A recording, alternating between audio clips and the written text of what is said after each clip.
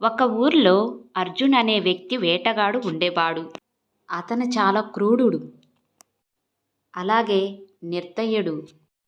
ఆ రోజు కూడా అడవిలో వల పన్ని కూర్చున్నాడు. కొంతసేపటి తర్వాత ఒక అందమైన పక్షి తన వలలో చిక్కుకుంది. అర్జున్ నవ్వాడు. చివరికి నువ్వు వలలో చిక్కుకున్నావు. ఇక నువ్వు బ్రతకవు. ఎందుకంటే ఈ రోజుల్లో రాజభవన భోజనంలో పక్షుల మాంసం చాలా బాగా ఇష్టపడుతున్నారు. ఇంత చెప్పి అర్జున్ బాణం వేశాడు. బాణం పక్షి శరీరాన్ని తాకింది. పక్షి విలవిలలాడుతూ చనిపోయింది. అర్జున్ చనిపోయిన పక్షిని తీసుకొని ఊరు వైపుకు బయలుదేరాడు. ఊరి పొలిమేరులో అతనికి గ్రామ పెద్ద తారసపడ్డాడు. గ్రామ పెద్ద కన్ను అర్జున్ చేతిలో చనిపోయిన పక్షిపై పడింది. అర్జున్, ఇదంతా ఏమిటి? ఆ పక్షి నీ వలలో చిక్కి ఉంటే దీన్ని చంపవలసిన అవసరం ఏముంది? చూడండి ముఖ్యాజీ, ఈ పక్షిని ధనురాజు గారికి అమ్ముతాను, సరేనా? అతను దీనిని రాజభవనంలో అమ్ముతాడు. అంటే మన ప్రియమైన రాజుకి పక్షుల ఆహారం అంటే చాలా ఇష్టపడుతున్నారు. కాబట్టి అది చావాల్సిందే అయినప్పుడు దాన్ని నేను ముందే చంపితే ఏం తప్పు చేసినట్టు అవుతుంది? అర్జున్, నువ్వు చాలా క్రూరుడివి. నీ హృదయంలో దయ అనేదే లేదు. ఇంత అహంకారం మంచిది కాదు, అర్థమైందా? ముఖ్యాజీ, నేను వేటగాన్ని, వైద్యుణ్ణి కాదు. నా నుండి దయను ఆశించవద్దు. అడవి జంతువులకు పక్షులకు అంతం నేనే. గ్రామ పెద్ద ముఖం ఇంకా కఠినంగా మారింది. చూడు అర్జున్, దీనికి ప్రతిఫలం నువ్వు ఏదో ఒక రోజు అనుభవిస్తావు. తప్పకుండా అనుభవిస్తావు. అర్జున్ అతనితో ఏమీ మాట్లాడకుండా అక్కడి నుండి వెళ్ళిపోయాడు. ధనిరాం ఒక ధనవంతుడైన వ్యాపారి. అర్జున్ ప్రతి వేటను అక్కడే అమ్మేవాడు. అర్జున్ ఆ పక్షిని తీసుకొని ధనిరాం వద్దకు చేరుకున్నాడు. ఆహా, అరే అర్జున్, వా వా! నిన్ననే మహారాజు అడవి పక్షి మాంసం తినలేదని చెప్తున్నారు. వా, నువ్వు సరిగ్గా సరైన సమయానికి వచ్చావు. మహారాజ్ సంతోషిస్తారు. నీకు మంచి ధర లభిస్తుంది. ధనిరాం కొన్ని నాణ్యాలు అర్జున్కి ఇచ్చాడు. అర్జున్ సంతోషంగా తన ఇంటికి వచ్చాడు. అర్జున్ భార్య రాధ చేతిలో నాణ్యాలు పెట్టాడు. తెలుసా రాధా, ఈరోజు గ్రామ పెద్ద మళ్ళీ ఉపదేశం ఇస్తున్నాడు. అదే జ్ఞానం మాటలు. పక్షిని చంపవద్దు, అలా చెయ్యవద్దు అని. అలా చెబుతూ ఉండగా 10 ఏళ్ల కూతురు చంప వచ్చింది. నాన్నగారు, ముఖ్య గారు చెప్పింది నిజమే. మీరు వేటగాడు, కానీ జంతువులను పక్షులను చాలా దయ లేకుండా చంపుతున్నారు. ఏ, అనవసరమైన మాటలు మాట్లాడక చంప. నోరు ముయ్. అరే, నేను వేటాడకపోతే నీకేం తినిపిస్తాను? ఇక నా కుటుంబాన్ని ఎలా పోషిస్తాను? వేటాడమే వృత్తి. అర్జున్ ఇది చెప్పి ఇంటి నుండి వెళ్ళిపోయాడు. రాధ కూతురు వైపు చూసి మౌనంగా ఉండిపోయింది. మరుసటి రోజు అర్జున్ మళ్ళీ అడవికి వెళ్ళాడు. అతను వల పన్నాడు మరియు చాలాసేపు కూర్చున్నాడు. కానీ అతని వలలో ఏ వేట చిక్కలేదు. అతను చాలాసేపు ఎదురుచూసి నిరాశగా ఇంటికి వచ్చాడు. ఏమైంది? ఈరోజు మీ ముఖమంతా ఎందుకంత విచారంగా ఉంది? ఏం చెప్పండి రాధా, ఇలా ఎప్పుడు ఇలా జరగలేదు. ఈరోజు నా వలలో ఒక్క వేట కూడా చిక్కలేదు. ఖాళీ చేతులతో తిరిగి రావాల్సి వచ్చింది. ఖాళీ చేతులతో తిరిగి వస్తే బాధపడవలసిన అవసరం ఏముంది? రేపు తప్పకుండా ఏదో ఒక వేట తప్పకుండా చిక్కుతుంది. మరో రోజు కూడా అలాగే జరిగింది. ఆ తర్వాత మరుసటి రోజు కూడా అర్జున్ వలలో ఏ వేట చిక్కలేదు. అలా చాలా రోజులు గడిచిపోయాయి. అడవి నుండి పక్షులు జంతువులు అకస్మాత్తుగా మాయమైపోయినట్టు అనిపించింది. అర్జున్ ముఖంపై చింతారేకులు పెరిగాయి. అర్జున్ నిరాశగా తిరిగి వస్తున్నప్పుడు అతనికి ధనిరాం తారసపడ్డాడు. అరే అర్జున్ బాయ్, చాలా రోజులయ్యింది. ఇప్పటి వరకు మంచి వేట ఏది తీసుకురాలేదా?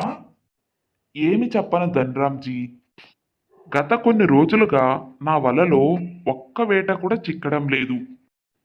అసలు ఏం జరుగుతుందో అర్థం కావడం లేదు. నాకు అనిపిస్తుంది భయ్యా, నీ జాతకంలో ఏదో దోషం వచ్చింది. ఇప్పుడు నేను వేరే వేటగాన్ని వెతకాలి. ఇంత చెప్పి ధనిరామ్ అక్కడి నుండి వెళ్ళిపోయాడు. అర్జున్ బాధగా అక్కడే నిలబడిపోయాడు. అర్జున్ తిరిగి ఇంటికి వచ్చాడు మరియు తన భార్య రాధకు జరిగిందంతా చెప్పాడు. రాధ కూడా ఆందోళనలో మునిగిపోయింది. ఇప్పుడు ఏం చేద్దాం అర్జున్? ఇదే కనుక రోజు జరిగితే మన ఇంటి పొయ్యి ఆరిపోతుంది. అర్జున్ మౌనంగా ఉన్నాడు. మరుసటి రోజు అర్జున్ ఇంటి నుండి బయలుదేరుతూ ఉండగా అప్పుడు రాధ పిలిచింది. వినండి, గత కొన్ని రోజులుగా మీరు ఖాళీ చేతులతో ఇంటికి వస్తున్నారు. ఇంట్లో ఉన్నదంతా అయిపోయింది. ఇప్పుడు ధాన్యం కూడా లేదు. ఇంకా ఈ రోజు కూడా మీరు ఖాళీ చేతులతో ఇంటికి తిరిగి వస్తే మనము పస్తులు ఉండవలసి వస్తుంది. ఇది విని అర్జున్ కళ్ళల్లో నీళ్లు తిరిగాయి. నువ్వు చింతించకు రాధా, ఈరోజు ఎలాగైనా తప్పకుండా వేట దొరుకుతుంది. అర్జున్ ఇంటి నుండి బయలుదేరాడు. అర్జున్ అడవికి చేరుకున్నాడు మరియు రోజంతా వల వేసి కూర్చున్నాడు. కానీ ఆ రోజు కూడా ఏ వేట దొరకలేదు. ఆకలి మరియు అలసటతో బలహీనపడిన అర్జున్ ఒక చెట్టు కింద కూర్చున్నాడు. హే భగవాన్, ఇప్పుడు నేనేం చేయాలి? ఇప్పుడు నేను ఖాళీ చేతులతో ఇంటికి వెళితే రాధ మనసు తట్టుకోలేదు. నా చంపా కూడా ఆకలితో పడుకుంటుంది. ఇద్దరూ నా కోసం ఎదురు చూస్తూ ఉంటారు. ఇప్పుడు నేనేం చేయాలి? అర్జున్ ముఖం నిరాశతో నిండిపోయింది. కొంతసేపటి తర్వాత అర్జున్ మనసులో ఒక ఆలోచన వచ్చింది. అవును, ఒక పని చేస్తాను. సలయేరు ప్రాంతానికి వెళ్తాను. అక్కడ తప్పకుండా ఏదో ఒక వేట దొరుకుతుంది. అవును, ఇది సరైందే. ఇంత చెప్పి అతను సలయేరు వైపుకు నడవసాగాడు. కొంతసేపటికే అర్జున్ ఒక అందమైన సలయేరుకు చేరుకున్నాడు. అతను ఇటు అటు చూస్తున్నాడు. అప్పుడే అతని కన్ను ఒక వింతైన కొంగ వైపు పడింది. అయ్య బాబో, ఇదేంటి? కొంగ ఇంత అద్భుతంగా మెరుస్తుంది. నేను దీన్ని పట్టుకుంటే నా పేదరికం అంతా పోతుంది. అర్జున్ ముందుకు కదిలాడు. కానీ అతను నడుస్తుంటే తనకి తెలియకుండానే ఆ నీటిలో పడిపోయాడు.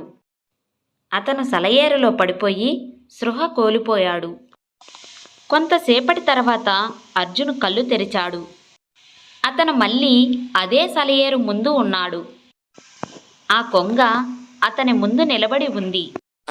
నువ్వు చాలా క్రూరమైన వేటగాడివి అర్జున్. కానీ నీ మనసు పూర్తిగా కలుషితం కాలేదు. నీలో ఎక్కడో దయ మిగిలి ఉంది. అందుకే నువ్వు రాయిగా మారలేదు. లేకపోతే ఇప్పటికి నువ్వు రాయిగా మారి ఉండేవాడివి. నువ్వు ఎలా చెప్పగలవు? అయినా మనుషుల భాషలో నువ్వెలా మాట్లాడగలవు? అయినా నువ్వొక కొంగవి. నువ్వు నన్ను జాగ్రత్తగా చూడలేదా? నేను ఒక సాధారణ కొంగను కాను. నేను మాయా కొంగను. మరియు నేను ఎవరో తెలుసుకోవడానికి ఇది సరైన సమయం కాదు. సరే, ఇప్పుడు ఏం చూస్తున్నావు? ఇక్కడి నుండి వెళ్ళు.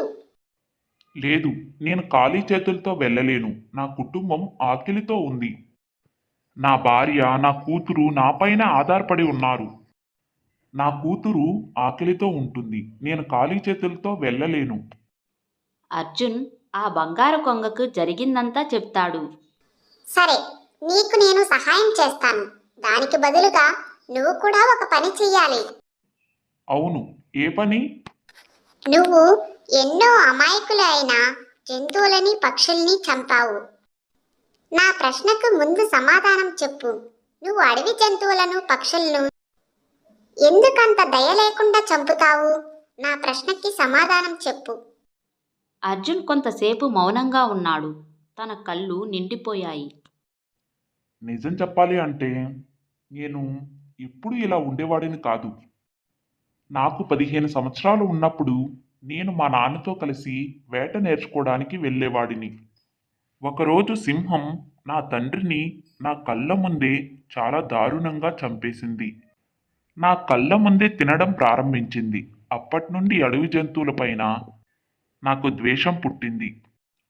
అందుకే నేను ఇలా అయ్యాను. బంగారు కొంగ అర్జున్ను ఏకధాటిగా చూసింది. చూడు, సింహం నీ తండ్రిని చంపింది ఎందుకంటే దాని స్వభావం. కానీ నువ్వు ఒక మానవుడివి. అర్జున్, మానవుడి స్వభావం సింహంలా ఉండదు. మానవుడిలో దయ సజీవంగా ఉన్నప్పుడే తన మానవుడు. సరే, ఇప్పుడు నువ్వు నా మాట విను. ఇప్పటి నుండే నువ్వు ఏ జీవిని చంపవు, బదులుగా దానికి సహాయం చేస్తావు. నువ్వు ప్రతిరోజు అడవికి వస్తావు.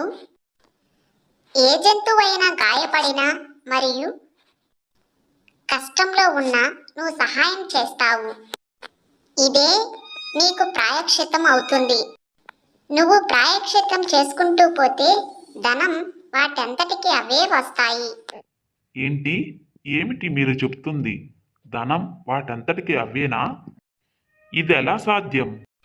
నువ్వు ప్రమాదంలో చిక్కుకున్న ఏ జీవికైనా సహాయం చేసినప్పుడు సాయంత్రం ఇంటికి తిరిగి వచ్చి నీ మంచం కింద చూడు.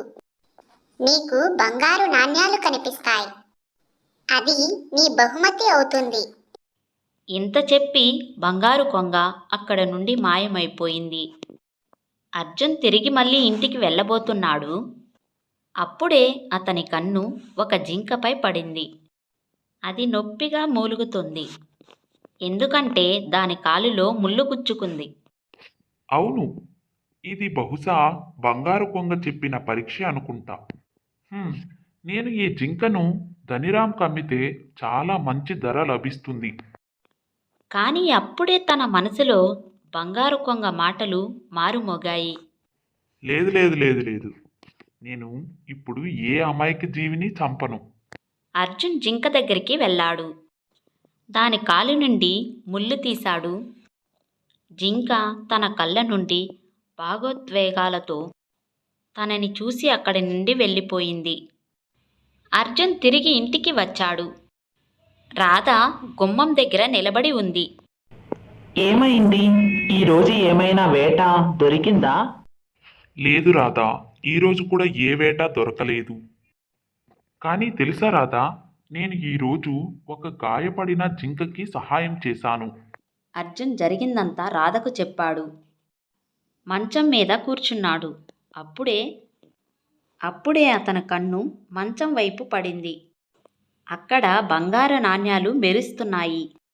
అరే రాధా రాధా, ఇవి చూడు, ఇవి బంగారు నాణ్యాలు. వచ్చి చూడు. అరే, ఇది ఎలా సాధ్యం? దీనికి అర్థం బంగారు కొంగ నిజం చెప్పింది. అప్పుడే చంప పరిగెత్తుకుంటూ వచ్చింది. ఆమె కళ్ళల్లో నీళ్లున్నాయి. నాన్నగారు, మీరు ప్రమాణం చేయండి. ఇప్పటి నుండి ఏ అడవి జంతువును వేటాడకూడదు. అవును బిడ్డ, నీకు మాటిస్తున్నాను నా చంప. నేను ఇకపై ఏ అమాయక జీవిని చంపను. ఈ రోజుటి నుండి నేను వేటకి అడవికి వెళ్ళను బిడ్డ. బదులుగా అడవిలో ఉన్న ప్రాణులకి సహాయం చేయడానికి వెళ్తాను. మరుసటి రోజు అర్జున్ అడవికి వెళ్ళాడు. కొంత దూరం వెళ్ళగానే అర్జునికి ముళ్ళ పొదల్లో ఒక పక్షి ఇరుక్కొని ఉండడం గమనించాడు. అరే భగవాన్, దీనికి చాలా గాయాలయ్యాయి. బహుశా ఏదో ముళ్ళ కొంప తగిలిందనుకుంటా. ఆగాగాగు, నేను తీస్తాను. అర్జున్ ఆ ముళ్ళ కంపని తొలగించాడు. మూలికలతో తన గాయం కడిగాడు. మరియు మైనా నెమ్మదిగా కోలుకుంది. అది అర్జున్ని చూసింది. దీవిస్తున్నట్టుగా అక్కడి నుండి వెళ్ళిపోయింది. సాయంత్రం అర్జున్ ఇంటికి తిరిగి వచ్చినప్పుడు మళ్ళీ తన మంచం మీద కొత్త బంగారు నాణ్యాలు ఉన్నాయి. దీని తర్వాత అతను ప్రతిరోజు ఏదో ఒక జీవికి సహాయం చేస్తూ ఉండేవాడు. మరియు మరియు ప్రతిరోజు తన మంచం మీద బంగారు నాణ్యాలు ఉండేవి. నెమ్మది నెమ్మదిగా అర్జునికి ధనం కొరత లేకుండా పోయింది. సమయం గడిచింది. ఇప్పుడు అర్జున్ దగ్గర చాలా ధనము ఉంది. ఒకరోజు రాధా నవ్వుతూ ఇలా అంది. ఇప్పుడు మీరు చాలా ధనవంతులయ్యారు. ఇప్పుడు ఏదైనా వ్యాపారం చేస్తే సరిపోతుంది కదా మీరు. అవును, నువ్వు సరిగ్గా చెప్పావు రాధా. రేపటి నుండి నేను పండ్ల వ్యాపారం ప్రారంభిస్తాను. ఇది సరైనది. మరుసటి రోజు అర్జున్ పళ్ళ వ్యాపారం ప్రారంభించాడు. అతను కష్టపడడం ప్రారంభించాడు మరియు అతని వ్యాపారం రోజురోజుకి పెరిగింది. ఒకరోజు గ్రామ పెద్ద బజార్లో అర్జున్ని చూశాడు. అరే అర్జున్, నువ్వు ఒక వేటగాడివి. మరి ఇప్పుడేంటి పండ్లు అమ్ముతున్నావు? ముఖ్యాజీ, నేను ఇప్పుడు ఏ జంతువులని చంపను. నేను ప్రమాణం చేశాను ఏ జీవిని చంపనని. కేవలం మంచి మాత్రమే చేస్తాను. అరే వా వా వా, షబాష్! నీ మనసులో మార్పును చూసి నాకు చాలా సంతోషం కలిగింది. నువ్వు నిజంగా అదృష్టవంతుడివి అని పిలవడానికి అర్హుడివి. చాలా మంచిది, చాలా మంచిది. ఇలాగే చేసుకో. కాలంతో పాటు అర్జునుడు తన ఊరిలో అత్యంత ధనవంతుడు అయ్యాడు. ఇంకా గౌరవం కూడా వచ్చింది. అర్జును గొప్పతనం గ్రామం మొత్తం వ్యాపించింది. కానీ ఈ విషయం ధనిరాంకి ఆందోళన కలిగించింది. అరే, ఇది ఎలా సాధ్యం? అడవుల్లో పక్షుల్ని వేటాడే వేటగాడే కదా. ఈ పేద వేటగాడు అకస్మాత్తుగా ఇంత ధనవంతుడు ఎలా అయ్యాడు? ధనిరాం అర్జున వద్దకు వెళ్ళాడు. ఏ అర్జున్, ఈ అద్భుతం ఏమిటి బాయ్? నువ్వు రోజు వేటకి వెళ్ళకపోయినా రోజుకి రెట్టింపు, రాత్రికి 4 రెట్లు ఎలా పెరుగుతుంది? ఇంత అభివృద్ధి చెందడానికి నీకు ఏ నిధి దొరికింది? ధనిరాం, మీరిప్పుడు గౌరవనీయులు కాబట్టి మీ దగ్గర ఏమీ దాచను. మీకు నేను అంత నిజం చెప్తాను. ధనిరాంకి అర్జును ఆ సలయేరు, బంగారు కొంగ, జరిగిండే కథ అంతా చెప్పాడు. అదంతా విని ధనిరాం కళ్ళల్లో ఆశ మెరిసింది. ఇప్పుడు అర్థమైంది. ఇది ఖచ్చితంగా ఏదో మాయ కొంగ అయి ఉంటుంది. నేను దానిని పట్టుకుంటే నేను కూడా ధనవంతుడిని అవుతాను. ఏమంటావు? అయితే ఆలస్యం ఎందుకు? వెళ్ళి దాన్ని పట్టుకురండి. అర్జున్ అయితే దాన్ని వదిలేసి వచ్చిన మూర్ఖుడు. నువ్వు అలా చెయ్యవద్దు. మరుసటి రోజు ధనిరాం ఆ సలయేరు వద్దకు చేరుకున్నాడు. అక్కడ అదే బంగారు కొంగ తిరుగుతుంది. ధనిరాం వల తీశాడు మరియు కొంగపై విసిరాడు. ఆ కొంగ వైపు వెళ్తూ ఉండగానే తను కాలు జారి ఆ సలయేరులో పడిపోయాడు. అరే అరే అరే, అసలు ఏం జరుగుతుంది? హరే భగవాన్, నా శరీరం రాయిగా మారుతుంది. అజ్ఞాని మానవ, నీ మనసు దురాశతో నిండి ఉంది మరియు దయలేని వాడు రాయిగా మారిపోతాడు. అబద్ధం. అర్జును కూడా వేటగాడే కదా. అతనిలో ఎలాంటి దయ ఉంది? అరే, అతన్ని నువ్వు ధనవంతుణ్ణి చేశావు కదా. అర్జున్ వేటగాడే, కానీ అతనికి దయ అనే విత్తనం నిద్రపోతూ ఉంది మరియు నువ్వు దురాశతో నిండిపోయి ఉన్నావు. నీకు దయకు చోటు లేదు. అలా మాట్లాడుతూ ఉండగానే ధనిరాం రాయిగా మారిపోయాడు. సలయేరు ఒడ్డున ఒక రాతి విగ్రహం నిలబడి ఉంది మరియు దాని ముఖంపై దురాశ అనే నీడ గడ్డగట్టుకుపోయి ఉంది. సాయంత్రం వరకు ధనిరాం ఇంటికి తిరిగి రాలేదు. ఓ భగవాన్, నా భర్త సలయేరు వద్దకు వెళ్ళాడు, ఇప్పటికీ తిరిగి రాలేదు. ఏదైనా అనర్థం జరిగిందా? ఇంత చెప్పి ఆమె నేరుగా అర్జున్ ఇంటికి చేరుకుంది. రాత్రి నిశ్శబ్దంగా ఉంది. అర్జున్ తీవ్ర ఆలోచనలో మునిగి ఉన్నాడు. అరే, మీరు ధనిరాం భార్య. మీరు ఈ అర్ధరాత్రిలో ఏమిటి? మీ ముఖంలో ఈ ఆందోళన ఎందుకు కనిపిస్తుంది? ఏమిటి విషయం? అర్జున్, నా భర్త ఆ సలయేరు వద్దకు వెళ్ళాడు, ఇప్పటి వరకు తిరిగి రాలేదు. నాకు అనిపిస్తుంది వారికి ఏదో అశుభం జరిగిందని. అందుకే నేను మీ వద్దకు వచ్చాను. దయచేసి మీరు నాకు సహాయం చేయండి. ఓ, చివరికి సేఠ్జీ అక్కడికి వెళ్ళాల్సిన అవసరం ఏముంది? ఆ కొంగ సాధారణ కొంగ కాదు. అది ఒక మాయా కొంగ, మరియు దాని రహస్యం నాకు కూడా తెలీదు.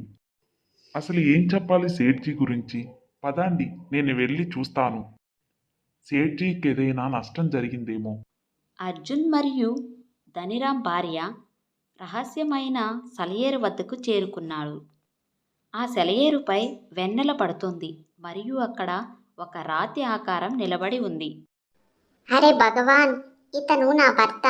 అతని శరీరం రాయిగా మారిపోయింది. అర్జున్ నిశ్చయించుడై నిలబడిపోయాడు. అప్పుడే అక్కడ రంగురంగు కిరణాలు మెరిశాయి.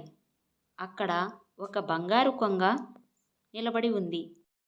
వీడి దురాశ కారణంగా నన్ను బంధించడానికి వచ్చాడు, కానీ ఇది మాయా సెలయేరు అని అతనికి తెలియదు. మరియు నేను ఈ సెలయేరుకి రక్షకుడిని. అతను నాపై వల విసిరినప్పుడు అతను కాలు జారి సెలయేరులో పడి రాయిలా మారిపోయాడు. ఓ ప్రియమైన కొంగ, నాది ఒక విన్నపం. దయచేసి వీరిని తమ అసలు రూపంలోకి తిరిగి తీసుకురండి. అసాధ్యం. ఒక్కసారి రాయిగా మారిన తర్వాత తనని మనిషిగా తిరిగి తీసుకురావడం అసాధ్యం. ధనిరాం భార్య నేలపై పడిపోయి బిక్కరగా ఏడ్చింది. అర్జున్ కళ్ళల్లో నీళ్లు వచ్చాయి. చూడండి, కొంతకాలం క్రితం మీ దగ్గరికి నేను వచ్చినప్పుడు నాలో దయ అనే నిప్పురవ్వ మిగిలి ఉందని చెప్పారు. ఇప్పుడు ఆ నిప్పురవ్వ ఒక దీపంగా మారింది. ఇప్పుడు నేను పూర్తిగా దయగలవాడినే అయ్యాను. మీరు ఇప్పుడు ధనిరామ్ని మనిషిగా మార్చకపోతే సరే, కానీ నన్ను కూడా రాయిగా మార్చేయండి. నాలో ఎక్కడో ఒక తప్పు ఉంది కదా. కొంతసేపు కొంగ మౌనంగా ఉంది. అప్పుడే అక్కడ తన శరీరం అంతా రంగుల రంగులుగా మారాయి మరియు ఆ కిరణాల్లో ఒక అందమైన పురుషుడిగా మారిపోయాడు. అర్జున్, నువ్వు పూర్తిగా దయగలవాడివయ్యావు. నీ మనసు స్వచ్ఛమైనది, అందుకే నీ మాటలు ఒక అద్భుతాన్ని చేశాయి. మరియు చూడు, అప్పుడే అకస్మాత్తుగా ధనిరాంపై రంగుల వర్షం కురిసింది మరియు ధనిరాం తన అసలు రూపానికి వచ్చాడు. నేను ఈ సెలయేరు లోపల జీవిస్తాను. ఇది నా రాజ్యం.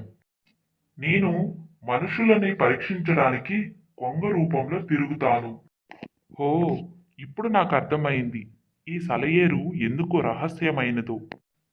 నువ్వు మొదట పక్షుల్ని చంపి ఇంకా అడవి జంతువుల్ని చంపి నువ్వు ఆనందపడేవాడివి అని నేను చూశాను. కానీ నీలో దయ అనే విత్తనం ఎప్పుడూ ఉండేది. అదే నిన్ను మార్చింది. ఈ రోజు నిన్ను నిజమైన వేటగాడివి ఇంకా అదృష్టవంతుడివి అని రూపొందించబడింది. ఎందుకంటే ఎవరైతే తన మనసుని జయించగలడో వాడి అసలైన అదృష్టవంతుడు అవుతాడు. అవునవునవును, నేనిప్పుడు ఎప్పుడూ దయ ఇంకా సేవ మార్గంలో ఉన్నాను. నేను బ్రతికి ఉన్నంత కాలం గాయపడిన పక్షుకి మరియు జంతువులకి ఎప్పుడూ సహాయం చేస్తూ ఉంటాను. అలాగే జరుగుతుంది అర్జున్. నువ్వు బ్రతికి ఉన్నంత కాలము సేవ మరియు నీకు దీవెనలు మరియు బంగారు నాణ్యాలు లభిస్తూ ఉంటాయి. ఇది నా మాట. ఇంత చెప్పి మాయాపురుషుడు రంగుల కాంతిలో మాయమైపోయాడు. అర్జున్, ధనిరాం మరియు అతని భార్య సెలయేరు వద్ద నిలబడి ఉన్నారు మరియు వారి కళ్ళల్లో భక్తి మరియు పశ్చాత్తాపం దాగి ఉన్నాయి. హరియాపురం అనే గ్రామంలో పేద మరియు దురదృష్టవంతుడు రాము ఉండేవాడు. రాముకెప్పుడు ఏదో ఒకటి చెడుగట్టనే జరిగేది. ఒకరోజు రాము గొడ్డలి తీసుకొని అడవికి వెళ్తూ ఉండగా అతడి భార్య గౌరీ అతడితో ఇలా అంది. నా మాట ఒకసారి చెవిపెట్టి విను. నాకు ఈరోజు జిలేబీ తినాలనిపిస్తుంది. అరే వాగుడు ఆపు గౌరీ. నీకు తెలుసు కదా, బాగా కష్టపడి 2 పూట్ల తిండి కూడా సంపాదించలేకపోతున్నానని. అలాంటిది నీకు జిలేబీ కావాలా? ఏం పనులు చేస్తున్నావే? రాము తన భార్య గౌరీకి ఏ సమాధానము చెప్పకుండా గొడ్డలి తీసుకొని అడవి వైపు వెళ్ళిపోయాడు. ఉదయం నుండి సాయంత్రం వరకు రాము దట్టమైన అడవిలో కష్టపడి కట్టెలు కొట్టాడు. కట్టెల మోపును తలపైన పెట్టుకొని తను ఇలా అనుకున్నాడు. అరే, ఈ రోజు ఎలాగైనా సరే ఈ కట్టెలను ఎక్కువ ధరకు అమ్మాలి. నా భార్యకు జిలేబీ తీసుకొని వెళ్ళాలి. లేదంటే ఈ రోజు ఆమె నన్ను చంపేస్తుంది. భలే తెప్పి పొడుస్తుందిరా బాబు. చలో. అంతలో కట్టెలవాడు రాము గ్రామం వైపు నడవసాగాడు. సరిగ్గా అప్పుడే భారీ వర్షం మొదలయ్యింది. అరే అరే అరే భగవాన్, ఇప్పుడు ఏమైంది? ఇప్పుడెందుకు వర్షం కురిపించావు? కట్టెలు అమ్మేసిన తర్వాత ఆ తర్వాత కురిపించు. అయ్యో, ఎక్కడ దాక్కోవాలి? రాము దాక్కోడానికి స్థలం వెతకడం ప్రారంభించాడు. కొద్దిసేపట్లో కట్టెలు పూర్తిగా తడిచిపోయాయి. రాము తడిచిన కట్టెలు తీసుకొని గ్రామంలో బజారు వైపు వచ్చాడు. అప్పుడే ఒక కొనుగోలుదారుడు రాము వైపు వచ్చాడు. ఆ అబ్బాయి, కట్టెల ధర ఎంత? చూడండి భయ్యా, కేవలం 5 నాణ్యాలకు కట్టెలు మొత్తం ఇచ్చేస్తాను మీకు. ఏయ్, నాకేమన్నా మతిపోయిందా? నీ తడిసిన కట్టెలకు 5 నాణ్యాలిచ్చి కొంటానా? ఒక్క నాణ్యం ఇస్తాను, త్వరగా చెప్పు. సరే భయ్యా, ఇవ్వండి. ఒక్క నాణ్యమైనా ఇవ్వండి. కొనుగోలుదారుడు ఒక్క నాణ్యం ఇచ్చాడు. రాము దాన్ని తీసుకొని ఇంటికి వెళ్ళాడు. రాము ఒక్క నాణ్యాన్ని తీసుకొని తన భార్య చేతికి పెట్టాడు. ఏంటిది, ఒక్క నాణ్యమా? నేను కట్టెలవాడు శంకర్ వాళ్ళ ఇంట్లో కూర్చొని ఉన్నాను. నా ముందే శంకర్ తన భార్య చేతిలో ఏకంగా 15 నాణ్యాలు పెట్టాడు. మరి నిన్ను జిలేబీ తీసుకురమ్మని చెప్పాను కదా, అదేది? అయ్యో, నా దురదృష్టం. అకస్మాత్తుగా వర్షం వచ్చింది. నేనేం చెయ్యగలను? రాము భార్య కోపంతో కాలుని నేలకేసి కొడుతూ అక్కడి నుండి వెళ్ళిపోయింది. తర్వాత రోజు కూడా రాము అడవికి వెళ్ళి కట్టెలు కొట్టడం మొదలుపెట్టాడు. కట్టెలు కొట్టిన తర్వాత తలపై మోపి పెట్టుకొని గ్రామం వైపు వెళ్తూ ఉండగా అప్పుడే భారీ తుఫాను వచ్చింది. గాలి వేగానికి రాము పట్టు తప్పి కింద పడిపోయాడు. అయ్యో, ఇప్పుడే తుఫాను కూడా రావాలా? ఎంత కష్టపడి కొట్టాను కట్టెలు. ఈ రోజు మంచి ధరకు అమ్ముదామని అనుకున్నాను. అప్పుడే రాము చూశాడు, తన కట్టెలు నీటిపై తేలుతూ పోతున్నాయి. హే భగవాన్, ఈ రోజు నా కష్టమంతా వృధా అయింది. ఇప్పుడు నేనేం చెయ్యాలి? ఈ రోజు నా కష్టమంతా వృధా అయింది. ఈ రోజు కూడా ఖాళీ చేతులతో ఇంటికి వెళ్ళాల్సి వస్తుందేమో. ఏం చేస్తున్నావు దేవుడా? నీకేం కావాలి? రాము ఖాళీ చేతులతో ఇంటికి వచ్చాడు. ఇదేంటి, నిన్న ఒక నాణ్యం తీసుకొని వచ్చావు, ఈ రోజు ఏమీ లేదా? హో గౌరీ, నా మాట విను. ఇందులో నా తప్పు ఏమీ లేదు. అకస్మాత్తుగా తుఫాను వచ్చింది అడవిలో. నేను ఏం చేయగలను? తప్పు నీది కాదు, నాది. నా జీవితంలో అతిపెద్ద తప్పు నిన్ను పెళ్లి చేసుకోవడం. అంతే చెప్పి గౌరీ నేలకేసి కాలు కొడుతూ అక్కడి నుండి కోపంతో వెళ్ళిపోయింది. రాము కళ్ళల్లో నీళ్లు వచ్చాయి. ఇంటి బయట కూర్చొని ఆకాశం వైపు చూస్తూ ఇలా అన్నాడు. హే భగవాన్, నా రోజులు ఎప్పుడు మారుతాయి? నేను జీవితం అంతా ఇలాగే ఉంటానా?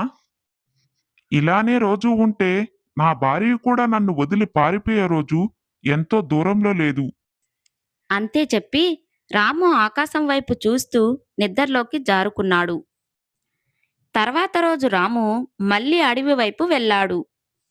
ఉదయం నుండి సాయంత్రం వరకు కట్టెలు కొట్టి మోపి తలమీద పెట్టుకొని వెళుతూ ఉండగా అప్పుడే అక్కడికి ఒక అడవి తోడేలు వచ్చింది.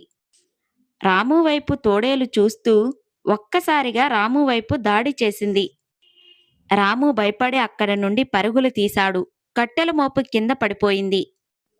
మరియు అతని గొడ్డలి కూడా పొదల్లో పడిపోయింది. రాము పరిగెత్తి ఒక దట్టమైన చెట్టు దగ్గర దాక్కున్నాడు. కొద్దిసేపటి తర్వాత తోడేలు అక్కడి నుండి వెళ్ళిపోయింది. హే భగవాన్, అసలు ఏం జరుగుతుంది? మొన్న వాన, నిన్న తుఫాను, ఈరోజు అడవి తోడేలు. నేను ఎప్పుడు కట్టెలు గ్రామంలో అమ్మలేనా?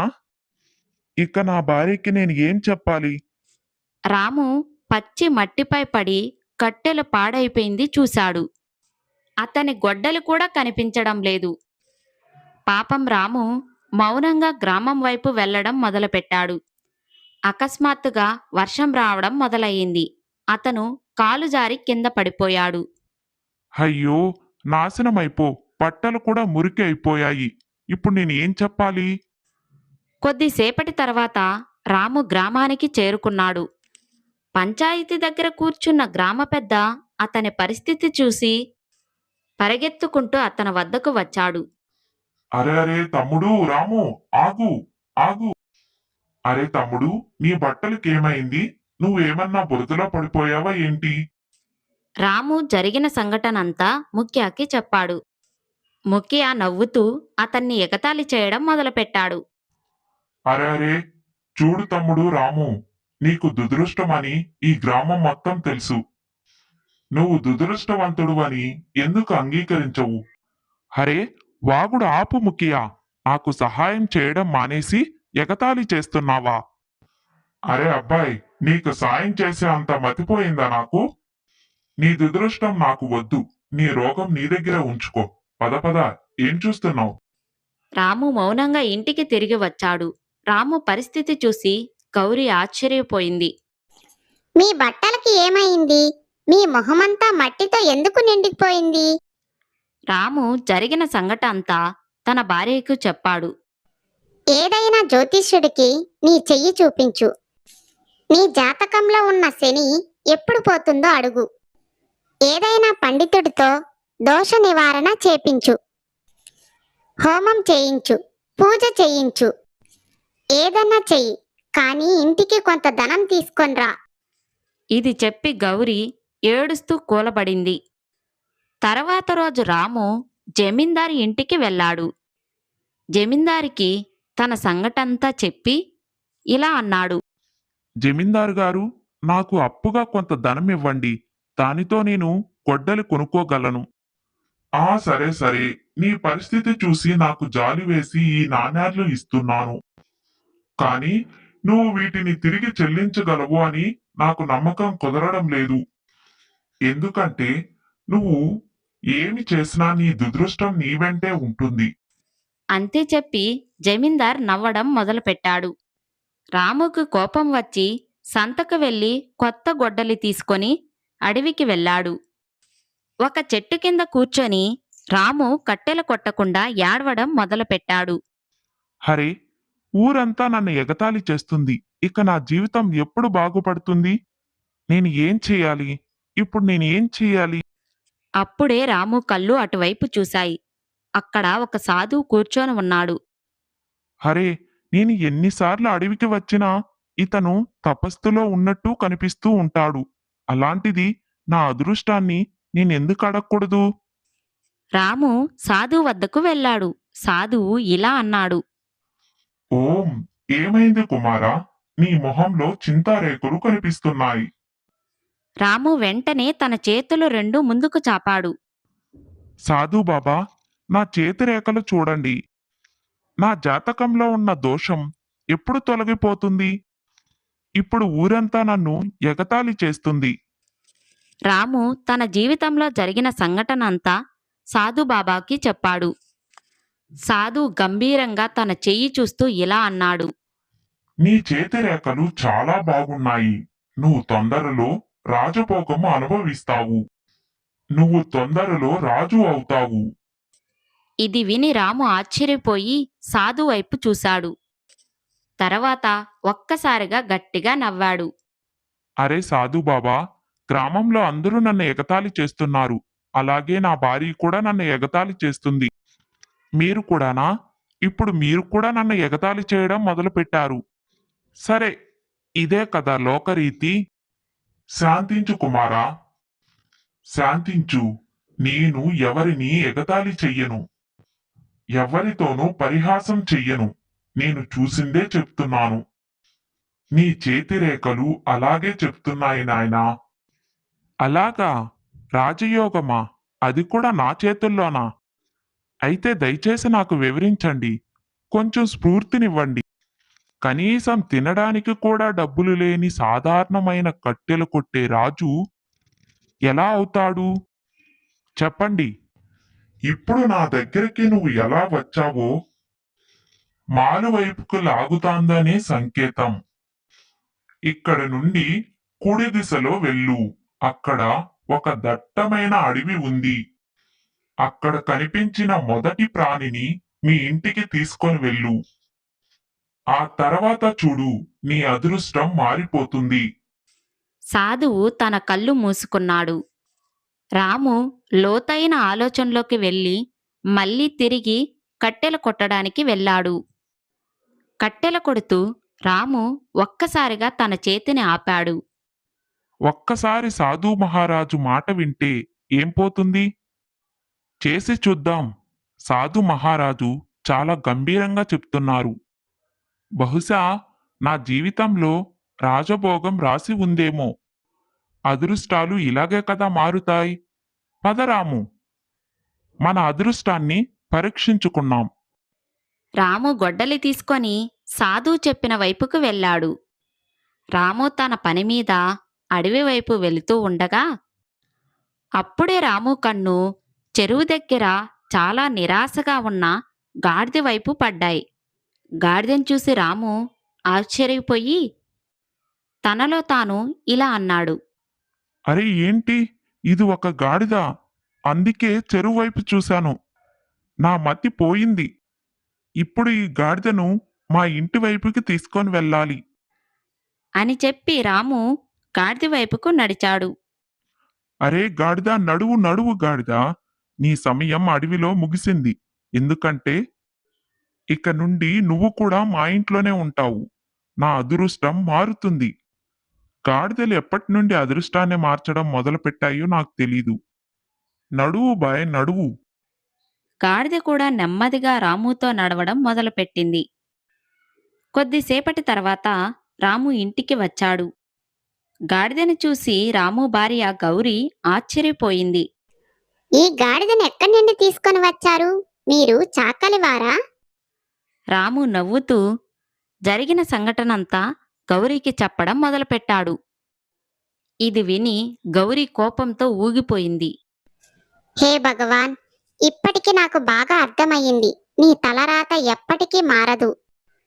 ఆ సాధు మాట నమ్మి ఈ గాడిదను తీసుకొని వచ్చారు. హరే, అతను మిమ్మల్ని ఎగతాళి చేసి ఉంటాడు. హరే లేదు గౌరీ, సాధు బాబా నా చేతి రేఖల్ని చూసి గంభీరంగా చెప్పాడు. అందుకే మన ఇంటికి తీసుకొని వచ్చాను. అయితే మీరు నాకిప్పుడు చెప్పండి, ఈ గాడిద మీ అదృష్టాన్ని ఎలా మారుస్తుంది? అది నాకు తెలీదు. అయ్యో దేవుడా, మీ కళ్ళు సింహంపై పడి ఉంటే బాగుండు. అని చెప్పి గౌరి అక్కడి నుండి వెళ్ళిపోయింది. రాము గాడిద వైపు చూస్తూ ఇలా అన్నాడు. హే గాడిద భయ్యా, నా భార్య మాట విని తప్పుగా అనుకోకు. అసలు ఏమిటంటే కాస్త చెడ్డ సమయం వల్ల కొంచెం చిరాగ్గా ఉంది. కొంచెం బుద్ధి పనిచేయడం లేదు ఆమెది. కానీ ఆమె ఎప్పుడు ఇలా ఉండేది కాదు. చాలా మంచిది. రాము మాటలు విని గాడిద గట్టిగా అరిచింది. అరే అరే అరే, ఎందుకంత గట్టిగా అరుస్తున్నావు? నేను చెప్పింది నీకు బాగా అర్థమైందనుకుంటా. చూడు బాయ్, ఇంటి బయటికి వెళ్ళొద్దు. ఇక్కడే ఉండాలి. పద, వెళ్ళి పడుకున్నాం. ఇది చెప్పి రాము పడుకున్నాడు. కాని గాడిద వేగంగా పరిగెత్తుతూ జమీందారు పొలంలోకి దూరింది. మరియు కొంతసేపట్లో తన పంట మొత్తం పాడు చేసింది.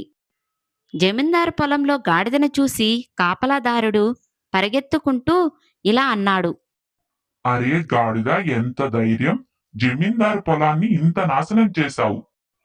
అరే నీ వల్లే ఈ రోజు దెబ్బలు తినవలసి వస్తుంది. ఎందుకంటే రాత్రి కాపలా నాదే కదా. అయినా ఇక్కడ గాడిద ఎక్కడిది? పారిపో, పారిపో. కాని గాడిద పరిగెత్తుకుంటూ రాము ఇంటివైపుకు పారిపోయి అతని ఇంట్లోకి దూరింది. తర్వాత రోజు జమీందారు గారు తన పొలం దగ్గరకు వచ్చినప్పుడు తన పొలమంతా పాడైపోవడం చూసి తీవ్రంగా ఆశ్చర్యపోయాడు. కోపంతో తన సేవకుడితో ఇలా అన్నాడు. హరి, పొలం కాపలా నీదే కదా, నువ్వు ఉండగా అడవి జంతువు ఎలా దూరింది? యజమాని, నేను అడవి వైపు దృష్టి పెట్టాను, కానీ ఈ జంతువు అడవి నుండి రాలేదు, ఊరి నుండి వచ్చింది. దానిని నేను వెంటాడినప్పుడు అది నేరుగా రాము వాళ్ళ ఇంట్లోకి దూరింది. ఏంటి, రాము వాళ్ళ ఇంట్లోకా? రాము వాళ్ళ ఇంట్లో ఈ పులులు, సింహాలు, ఎలుగుబంట్లను పెంచుతున్నాడా? కాదు యజమాని, అది ఒక గాడిద. ఏంటి, ఒక గాడిదని ఇంకో గాడిద తీసుకువచ్చిందా? నువ్వు ఏం మాట్లాడుతున్నావు? నడువు, రాము ఇంటికి వెళ్దాం. జమీందార్ తన సేవకుడితో కలిసి కోపంతో రాము ఇంటికి చేరుకున్నాడు. ఆ సమయంలో రాము అడవికి వెళ్ళడానికి గొడ్డలి తీసుకొని వెళ్తున్నాడు. అరే రాము, నీ గాడిద నా పంట మొత్తం నాశనం చేసింది. దానికి నష్టపరిహారం ఎవరు చెల్లిస్తారు? మీ తాత చెల్లిస్తాడా? అరే, ఏం చెప్తున్నారు జమీందార్ గారు? నిజమే చెప్తున్నారు జమీందార్ గారు. నిన్న జమీందార్ గారి పొలంలోకి వచ్చి ఒక గాడిద మొత్తం నాశనం చేసింది. ఆ గాడిద మీ ఇంట్లోకి రావడం నేను చూశాను. చూడండి జమీందార్ గారు, అసలు గాడిద రాత్రి ఎప్పుడు వెళ్ళింది, ఎలా వచ్చిందో కూడా నాకు తెలీదు. హరే, అది ఎక్కడికి వెళుతుందో తెలుసుకోవాలి కదా. ఈ రోజు దాన్ని క్షమిస్తున్నాను. మిగతా రోజులు ఎప్పుడైనా నా పొలం చుట్టూ కనిపిస్తే ఎలా కొడతానో నాకు కూడా తెలీదు. ఇది చెప్పి జమీందారు తన సేవకుడితో వెళ్ళిపోయాడు. చూసారా, మీ గాడిద రాగానే జమీందారు పొలంనంతా నాశనం చేసింది. రేపు ముఖ్య పొలంలో దూరితే ఆ తర్వాత ఇంకొకరి పొలంలో, అప్పుడు ఊరంతా కలిసి మిమ్మల్ని కొడుతుంది. నా మాట వినండి, ఆ గాడిదను అడవిలో వదిలేసి రండి. ఆ సాధువు మిమ్మల్ని మూర్ఖుణ్ణి చేశారు. అరే గౌరీ, కొన్ని రోజులు మన ఇంట్లో ఉండనిద్దాం కదా. సరే, నేను ఒక పని చేస్తాను. నేను అడవిలో కట్టెలు కొట్టడానికి వెళ్తున్నాను. ఈ గాడిదను కూడా తీసుకొని వెళ్తాను. రాము కష్టపడి 2 మోపుల కట్టెలు కొట్టి గాడిదపై పెట్టాడు. చూడు గాడిదిబాయ్, అసలు విషయం ఏమిటంటే, నిన్ను సాధుబాబా చెప్పాడని తీసుకుని వచ్చాను. కానీ నువ్వు నిన్న జమీందారు పొలంలో చేసిన పనిని మళ్ళీ చెయ్యకు. మళ్ళీ నువ్వు ఆ పని చేస్తే జమీందారు గారు నన్ను కొట్టి కొట్టి చంపేస్తారు. మరి నిన్నేం చేస్తాడో నాకు తెలీదు. అర్థమైంది కదా? సరే, ఏం చూస్తున్నావు? పద, ఇంటికి వెళ్దాం. రాము కొంత దూరం నడిచాడో లేదో గాడిద ఆ కట్టెల మోపును కింద పడేసింది. కట్టెలు నేరుగా చెరువులో పడిపోయాయి. అరే, నా ఉద్దేశం ఏమిటంటే, నిన్ను కర్రతో కొట్టి కొట్టి బుద్ధి చెప్పాలని ఉంది. ఓ గాడిద, పనికి మాలిన పనిని చేసి తలదించుకొని ఉన్నావు. నిన్ను కావాలని కూడా కొట్టలేను. ఈ గాడిద రోజు నా కష్టాన్ని పాడు చేసింది. రాము కోపంతో గాడిదని తీసుకొని ఇంటికి వచ్చాడు. అరే ఏమైంది, ఈరోజు కూడా కట్టెలు తీసుకొని రాలేదా? రాము జరిగిన సంఘటనంతా గౌరీకి చెప్పాడు. మీతో మాట్లాడడం వేస్ట్. తప్పంతా గాడిదది కాదు, మీ దురదృష్టవంతుడిది. రాము రాత్రి పడుకున్నాక నేరుగా పంట మొత్తం నాశనం చేసింది.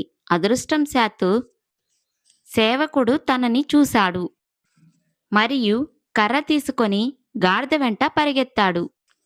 గాడిద మళ్ళీ పరిగెత్తి రాము ఇంట్లోకి వెళ్ళింది.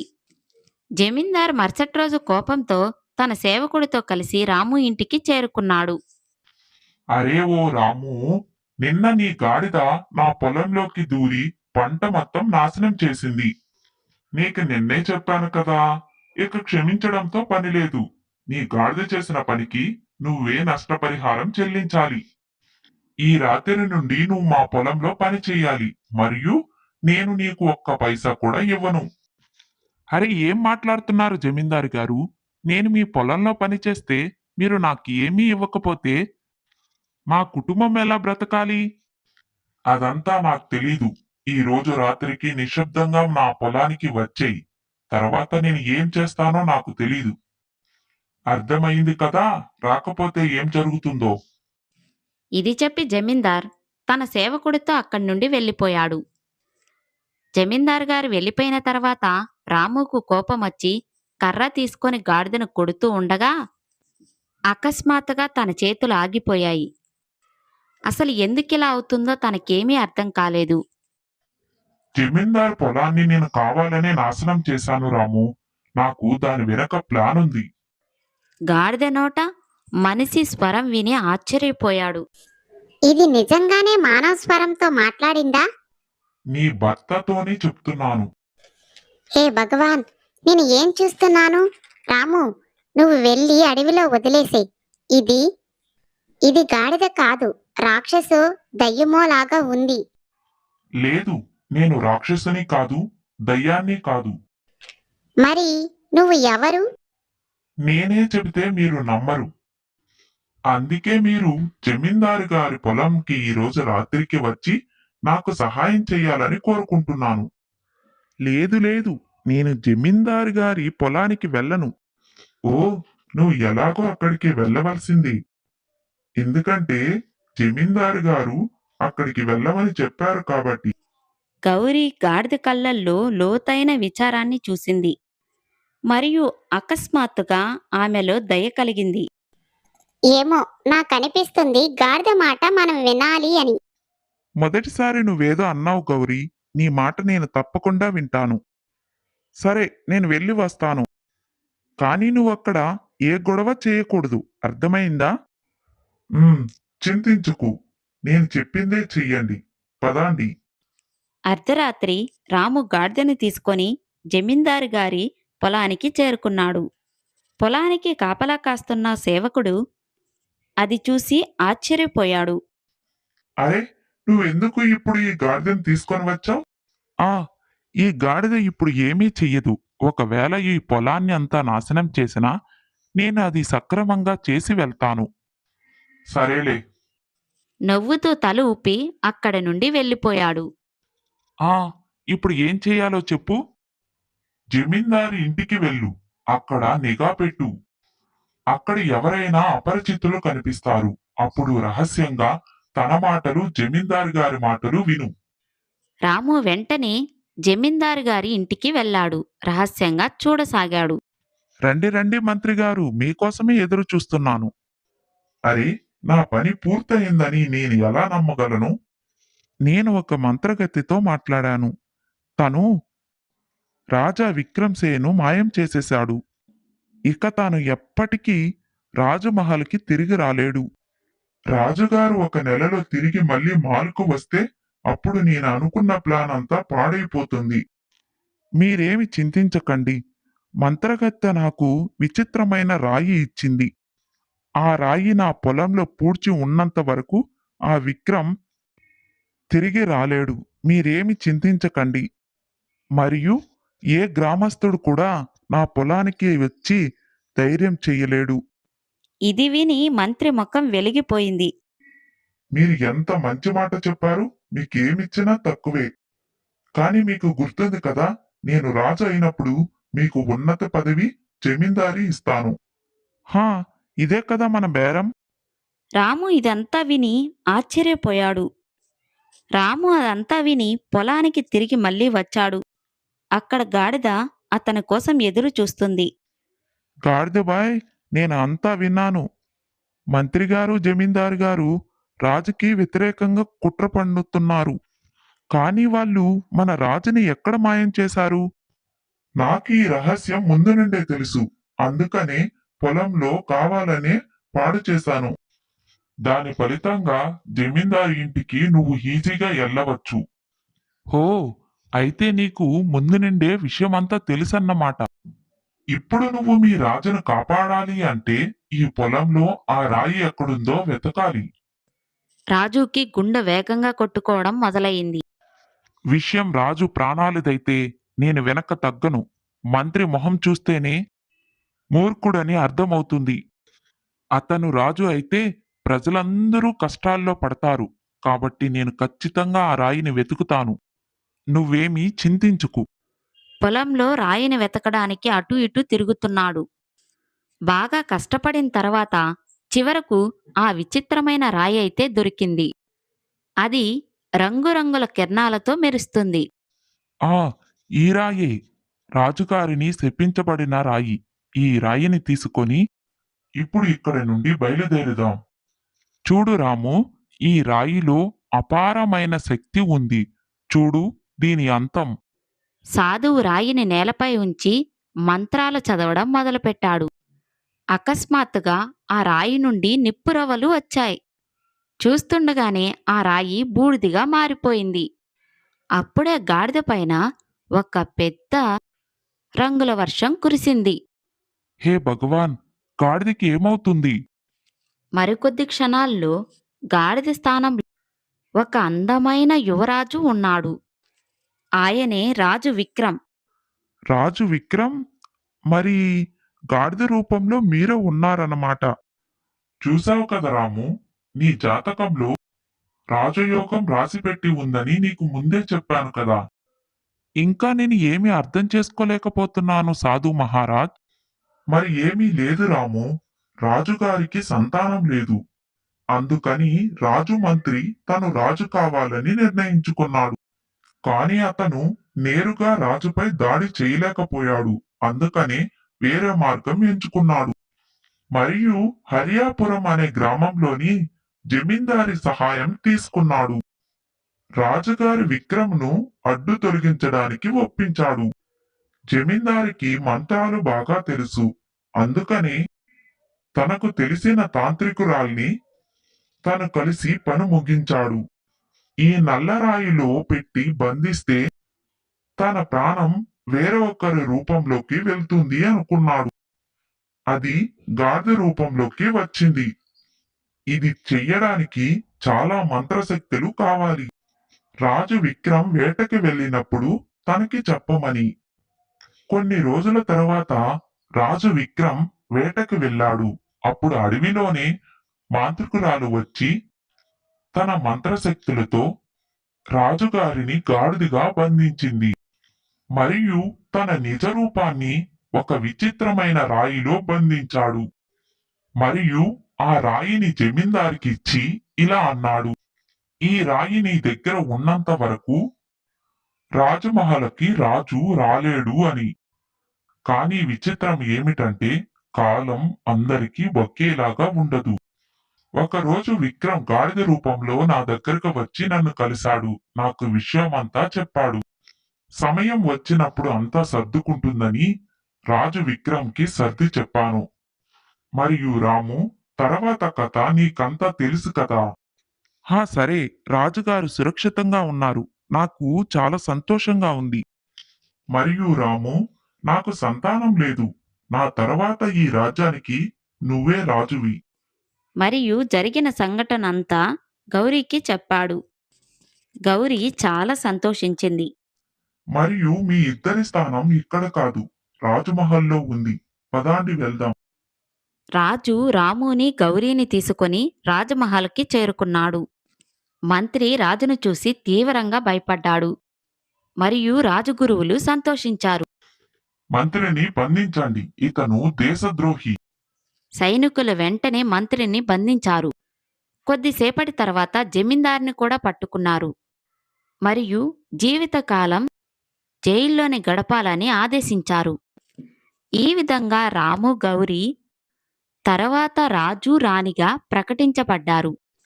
సూర్యనగర్ అనే ఒక గ్రామంలో ఆదిత్య అనే ఒక పేద రైతు పండ్ల వ్యాపారి ఉండేవాడు. అతను నేరేడు పండ్లు అమ్మి తన కుటుంబాన్ని పోషించుకుంటూ ఉండేవాడు. అతను పేద రైతు కావడం వల్ల తన జీవితాల్లో చాలా కష్టాలను ఎదుర్కోవలసి వచ్చింది. నేరేడు పండ్లు తీసుకోండి, మరియు తాజా నేరేడు పండ్లు. ఆదిత్య, ఈ నేరేడు పండ్లు కిలో ఎంత? సోదరా, కిలో నేరేడు పండ్లు 50 రూపాయలు.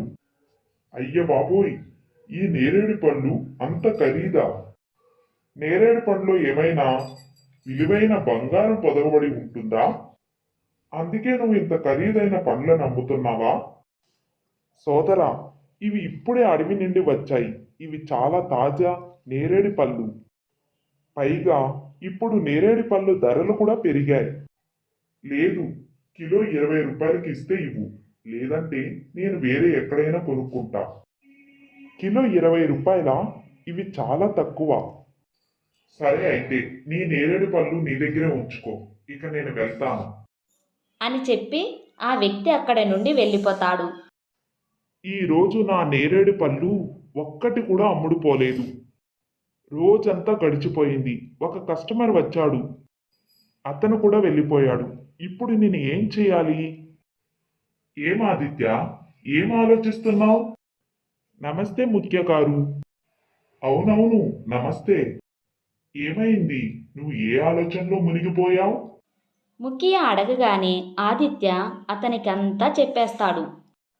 ఆదిత్య మాటలు విన్న ముఖ్య మనసులో ఇలా అనుకుంటాడు. ఇతని నేరేడు పళ్ళు నిజంగానే చాలా బాగున్నాయి. చాలా తాజాగా కూడా ఉన్నాయి. ఆ వ్యక్తి వెర్రివాడు. ఇలా చేద్దాం. తక్కువ డబ్బులకు నేనే ఇతని నేరేడు పళ్ళు కొనుక్కుంటాను. ఇదంతా ఆలోచించి ముఖ్య ఇలా అంటాడు. ఇలా చూడు ఆదిత్య, ఈ నేరేడు పళ్ళు కిలో 30 రూపాయల చొప్పున 10 కిలోలు నాకు ఇవ్వు. సరే ముఖ్య గారు, ఇప్పుడే ఇస్తాను. అని చెప్పి ఆదిత్య మనసులో ఇలా అనుకుంటాడు.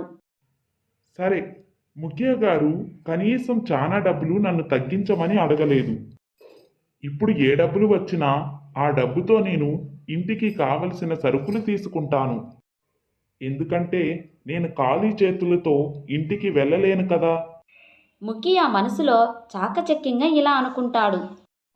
వెర్రివాడు, ఈ మనుషులతో కొన్ని తీయని మాటలు మాట్లాడితే తన సర్వస్వాన్ని అర్పించేస్తారు. తరువాత ముఖ్య నేరేడు తమ పళ్ళు తీసుకొని అక్కడి నుండి వెళ్ళిపోతాడు. ఆదిత్య కూడా ఆ బుట్టను సర్దుకొని తమ ఇంటి వైపుకు వెళ్తాడు. అరే, వింటున్నారా? మీరు త్వరగా రావడం చాలా మంచిదయ్యింది. ఏమైంది రూపా? నువ్వు ఎందుకింత కలవరపడుతున్నావు? అమ్మకి ఒంట్లో బాగోలేదు. చాలా తీవ్రమైన జ్వరం వచ్చింది. రూపా, ఏం మాట్లాడుతున్నావు? ఆగు, నేను ఇప్పుడే వైద్యుణ్ణి తీసుకొని వస్తాను. అప్పుడు ఆదిత్య వైద్యుడి దగ్గరికి వెళ్తాడు. అప్పుడే దారిలో చాలా పెద్ద వర్షం పడుతుంది. ఎలాగైనా ఆదిత్య కష్టపడి వైద్యుడి దగ్గరికి వెళ్తాడు. ఆదిత్య వైద్యుడి దగ్గరికి వెళ్ళి అంతా చెప్పేస్తాడు. ఆదిత్య వైద్యుడిని తమ ఇంటికి తీసుకొని వస్తాడు.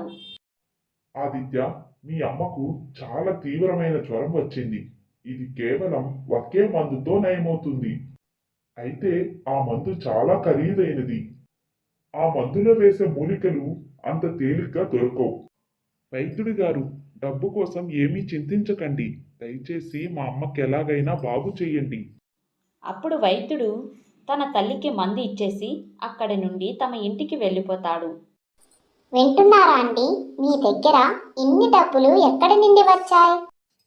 ఈ రోజు ముఖ్య గారు నా దగ్గర చాలా నేరేడు పండ్లు కొన్నారు. ఈ డబ్బులు అక్కడి నుండే వచ్చింది. అంటే ఆ డబ్బులన్నీ అమ్మ మందులకే అయిపోయాయా?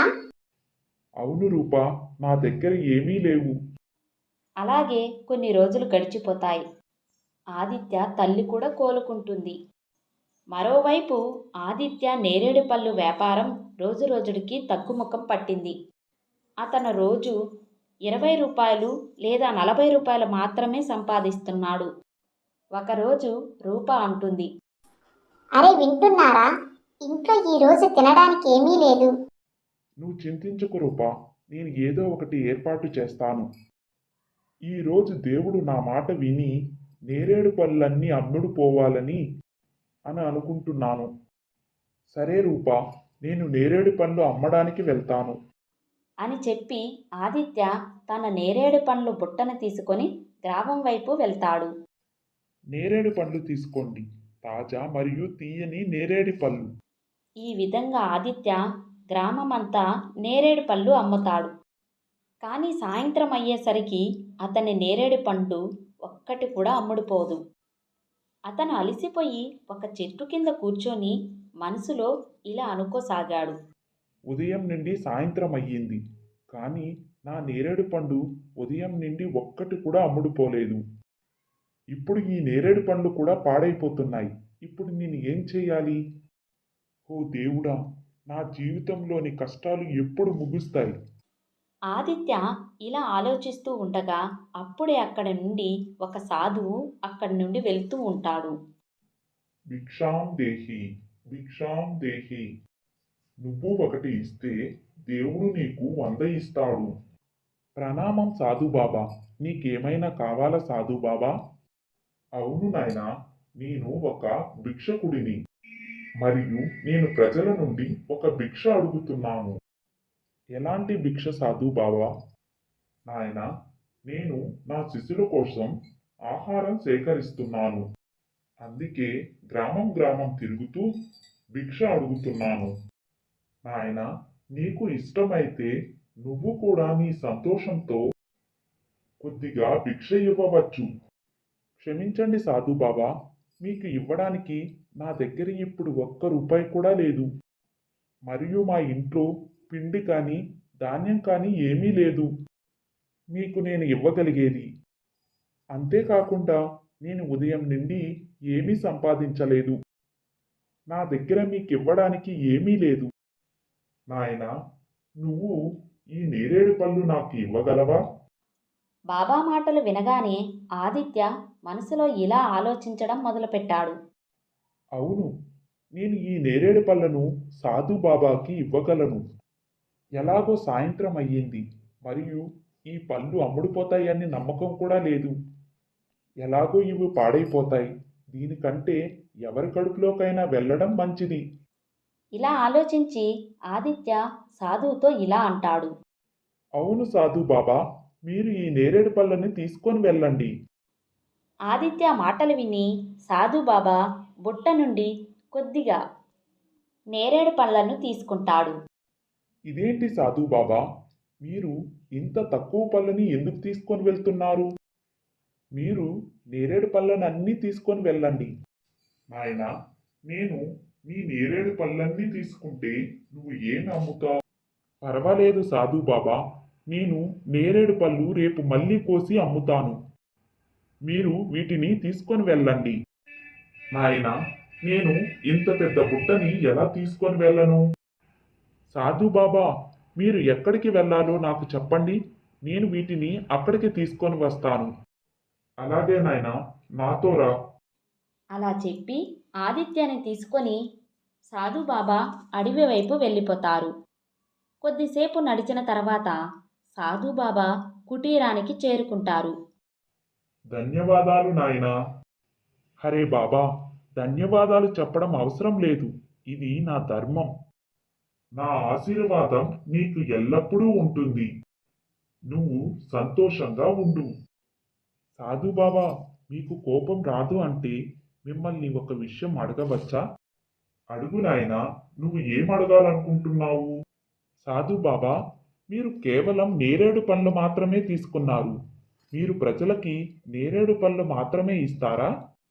లేదు నాయనా, కూరగాయలు ధాన్యాన్ని నేను ఇంతకు ముందే స్వీకరించాను. ఆ తరువాత నేను నేరేడు పండ్ల కోసమే వెతకడానికి వచ్చాను. సాధుబాబా, ఇది చాలా మంచిది. నా నేరేడు పండ్లు మీకు బాగా ఉపయోగపడతాయి. సరే బాబా, నేను వెళ్తాను. నాయనా ఆగు, నేను నీకు ఏదో ఇవ్వాలనుకుంటున్నాను. ఇదిగో, దీని పేరు రాణి. ఈ రోజుటి నుండి ఈ పక్షి నీదే. పక్ష, కానీ దీన్ని నేను ఎలా తీసుకోగలను? ఇది మీది కదా. నువ్వు ఎలాంటి ప్రయోజనం ఆశించకుండా నీ నేరేడు పండ్లు బుట్ట మొత్తం నాకు ఇచ్చేసినప్పుడు నేను నీకు ఒక్క పక్షిని కూడా ఇవ్వలేనా? సాధుబాబా, ఈ పక్షితో నేను ఏం చేసుకుంటాను? ఇది మామూలు పక్షి కాదు నాయనా, ఇది ఒక మాయా పక్షి. ఇది నీ అదృష్టానికి తాళం చెవి. ఇది నీతో ఉన్నంత కాలం నీ అదృష్టం మెరుస్తూ ఉంటుంది. కానీ గుర్తుంచుకో, దీని నిజం ఎవ్వరికీ తెలియనివ్వకూడదు. అప్పుడు ఆదిత్య తన రాణి పక్షిని తీసుకొని తమ ఇంటి వైపుకి బయలుదేరాడు. దారిలో రాణి పక్షి ఇలా అంటుంది. ఆదిత్య, సాధుబాబా చెప్పిన విషయం బాగా గుర్తుంచుకో. నేనొక మాయా పక్షినని ఎవ్వరికీ తెలియనివ్వకు.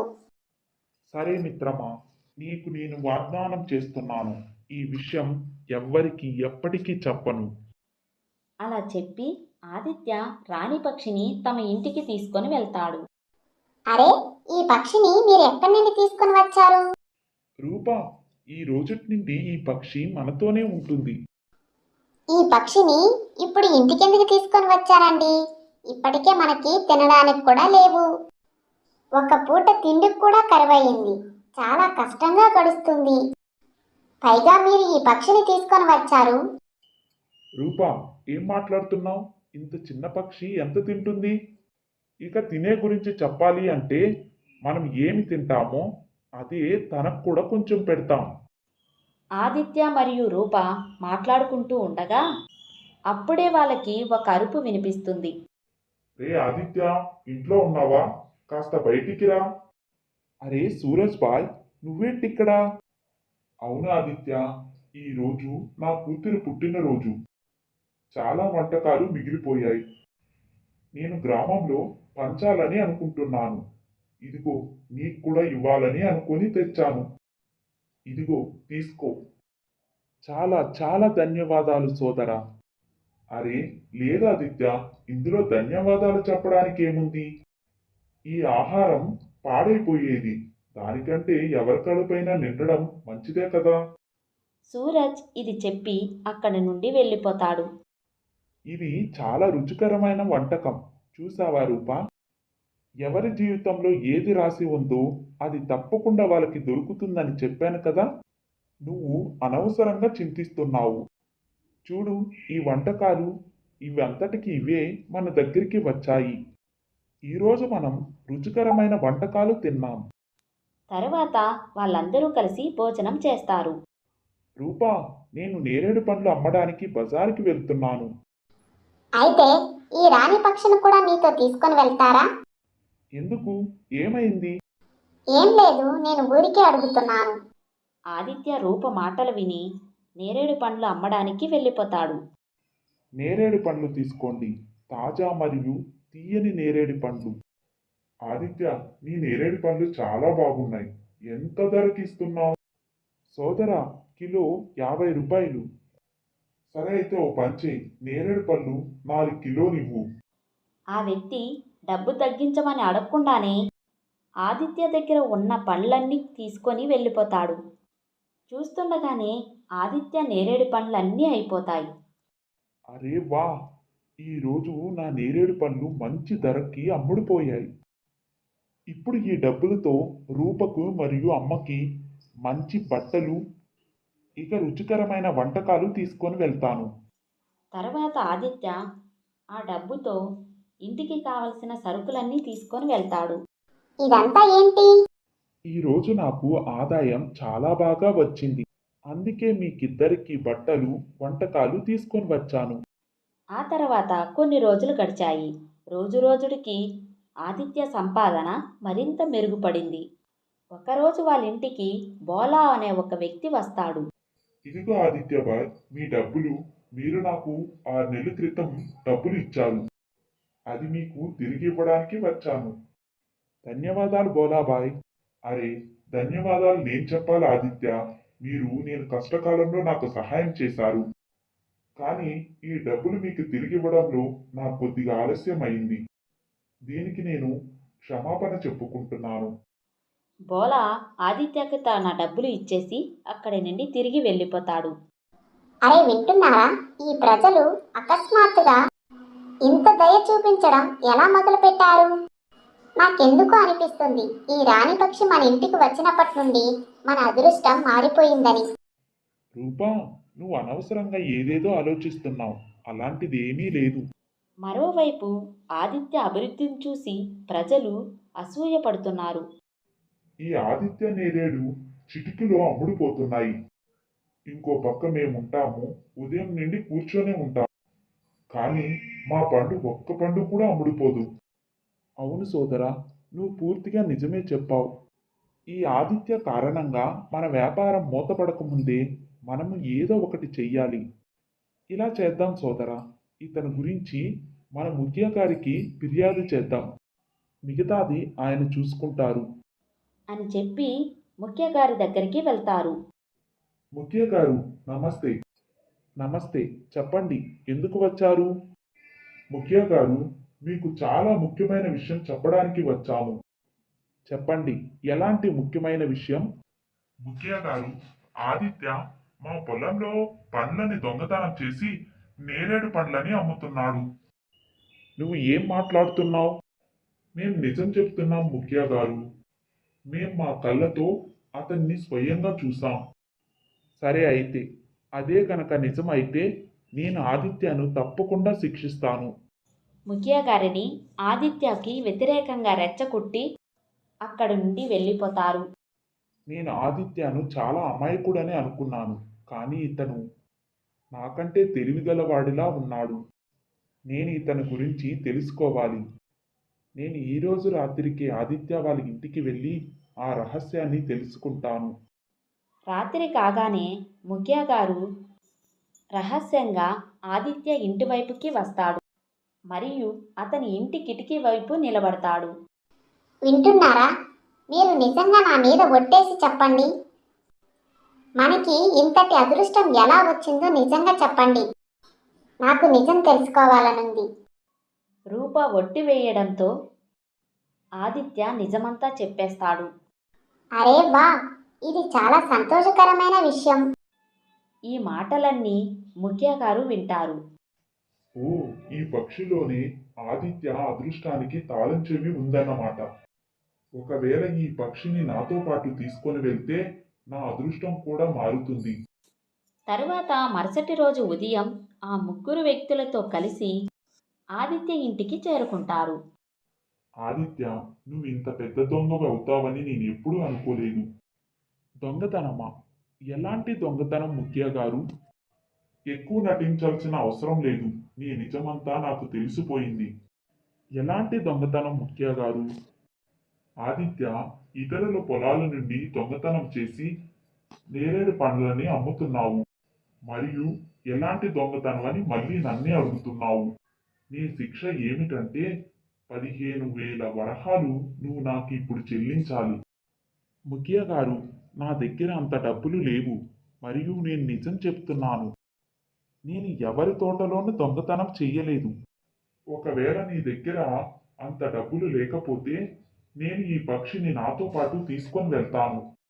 లేదు లేదు, నేను మీతో రాను. ముఖ్య గారు, ఇది నా పక్షి. మీరు ఈ పక్షిని ఇలా తీసుకొని వెళ్ళలేరు. ఆదిత్య మాటలు విని పక్క వ్యాపారి ఇలా అంటాడు. కొట్టండి ఇతన్ని. ఇతను మన పొలాల్లో దొంగతనం చేస్తున్నాడు. మరియు మన కష్టాజీతం పైన ఇతను సుఖంగా ఉంటున్నాడు. అవునవును, కొట్టండి కొట్టండి ఇతన్ని. ఇతను మన పొలాల్లో దొంగతనం చేస్తున్నాడు. మన కష్టాజీతంతో సుఖంగా ఉంటున్నాడు. అవునవును, కొట్టండి ఇతన్ని. ఇతను ఒక దొంగ. వదిలేయండి నా భర్తని. ఇతని నిర్దోషి. ఇతను ఏ తప్పు చేయలేదు. అందరి మాటలు విని ముఖ్య మనసులో ఇలా అనుకుంటాడు. వెర్రి మనిషి. ఇప్పుడు ఈ పక్షితో నా అదృష్టాన్ని మార్చుకుంటాను. అలా కొన్ని రోజులు గడిచిపోతాయి. రాణి పక్షి వెళ్ళిపోవడంతో ఆదిత్య ముందు జీవితం కంటే ఇంకా అధ్వానంగా మారుతుంది. వింటున్నారా అండి? ఇప్పుడు మన దగ్గర తినడానికి ఏమీ లేదు. ముందులాగా మన నేరేడు పండ్ల వ్యాపారం కూడా జరగడం లేదు. దేవుడి మీద నమ్మకం ఉంచు రూపా. ఆయన ఏదో ఒక దారి చూపిస్తాడు. విను పక్షి, ఈ రోజుటి నుండి నువ్వు నాతోనే ఉంటావు. నీ యజమానిని నేనే. అర్థమయ్యిందా? లేదు, నా యజమాని ఆదిత్య మరియు అతను నా స్నేహితుడు. ముఖ్య ఆ పక్షితో మాట్లాడుతూ ఉండగా అతని దగ్గరికి ఒక వ్యాపారి వస్తాడు. అరే రమేష్ బాయ్. అవును ముఖ్య గారు, నేను ఒక ముఖ్యమైన పని మీద వచ్చాను. చెప్పండి, ఏమిటా పని? నిజానికి నేను ఈ గ్రామాన్ని విడిచిపెట్టి వెళ్తున్నాను. ఇక్కడ నాకు చాలా భూములు ఉన్నాయి. అవి అమ్మాలని అనుకుంటున్నాను. అయితే మీకు నేను ఎలా సహాయం చేయగలను? అదేం లేదండి. మీరు నా భూములన్నింటినీ కొనుక్కుంటే చాలా మంచిది. ఎందుకంటే మీరు తప్ప ఈ గ్రామంలో నా ఇన్ని భూముల్ని ఎవరూ కొనలేరు. తర్వాత ముఖ్య గారు వ్యాపారి దగ్గర తక్కువ ధరకే భూములన్నీ కొనుక్కొని రెట్టింపు ధరకు అమ్ముకుంటాడు. అరే వా, నిజంగా ఈ పక్షి అదృష్టానికి తాళం చెవి. నేను దీనిని ఎవరికీ కనబడకుండా దాచి ఉంచాలి, లేదంటే ఎవరైనా వచ్చి దీన్ని తీసుకొని వెళ్ళిపోతారు. తర్వాత అలాగే కొన్ని రోజులు గడుస్తాయి. ఒకరోజు ముఖ్య గారు పంజరం తలుపు తెరిచే ఉంటుంది మరియు పక్షికి అవకాశం దొరకగానే అక్కడి నుండి ఎగిరిపోతుంది. కొద్దిసేపు తర్వాత ముఖ్య గారు పంజరం లోపలికి వచ్చి పంజరం ఖాళీగా ఉండడం చూసి ఆశ్చర్యపోతాడు. అరే, ఇదేంటి? ఆ పక్షి ఎక్కడికి వెళ్ళిపోయింది? ముఖ్య గారు ఆ పక్షిని వెతుకుతూ ఉండగానే అదే వ్యాపారి అక్కడికి మళ్ళీ వస్తాడు. ముఖియా గారు, మీరు చాకచక్యంగా నా భూముల్ని తక్కువ ధరకే దొంగిలించారు. నేను మిమ్మల్ని వదలను. మీ నిజాలన్నీ గ్రామస్తులకి చెప్తాను. లేదు, మీరు అలా చెయ్యకండి. నేను సర్వనాశనం అవుతాను. నేను మీకు మీ డబ్బులని ఇవ్వడానికి సిద్ధంగా ఉన్నాను. అని చెప్పి ఆ ముఖ్య గారు వ్యాపారికి తమ డబ్బులన్నీ ఇచ్చేస్తాడు. డబ్బు తీసుకొని ఆ వ్యాపారి అక్కడి నుండి వెళ్ళిపోతాడు. నేను ఆదిత్య పక్షిని లాక్కొని అతనికి చాలా అన్యాయం చేశాను. బహుశా ఈ రోజు ఆ పాపానికి శిక్ష పడింది. మరోవైపు ఆదిత్య వాళ్ళు ఇలా మాట్లాడుకుంటున్నారు. అరే, ఎక్కడికి వెళ్తున్నారు? నేను అడవి వైపు వెళ్తున్నాను రూపా. కొద్దిసేపట్లో వస్తాను. అలా చెప్పి ఆదిత్య అడవి వైపు వెళ్తాడు. నమస్కారం సాధు బాబా. ఆయుష్మాన్ భవ నాయనా. సాధు బాబా, నేను మీకు ఏదో చెప్పడానికి వచ్చాను. నాకు తెలుసు నాయనా నీకు ఏం జరిగిందో. కానీ ఎలా బాబా? అది అన్నీ నేనే చెప్పాను. రాణి పక్షి, నువ్వేంటిక్కడ? నిన్ను ముఖ్య తీసుకొని వెళ్ళాడు కదా. అవును మిత్రమా, అతని నుండి నేను పారిపోయాను. రాణి పక్షి ఆదిత్యకు అంతా చెప్తుంది. ఆదిత్య, మాయా పక్షి గురించి ఎవ్వరికీ తెలియనివ్వకు అని నీకు ముందే చెప్పి పంపాను. ఆ నిజం తెలిస్తే అందరూ ఈ పక్షి వెనక పడతారు. నన్ను క్షమించండి సాధు బాబా. నా వల్లే తప్పు జరిగింది.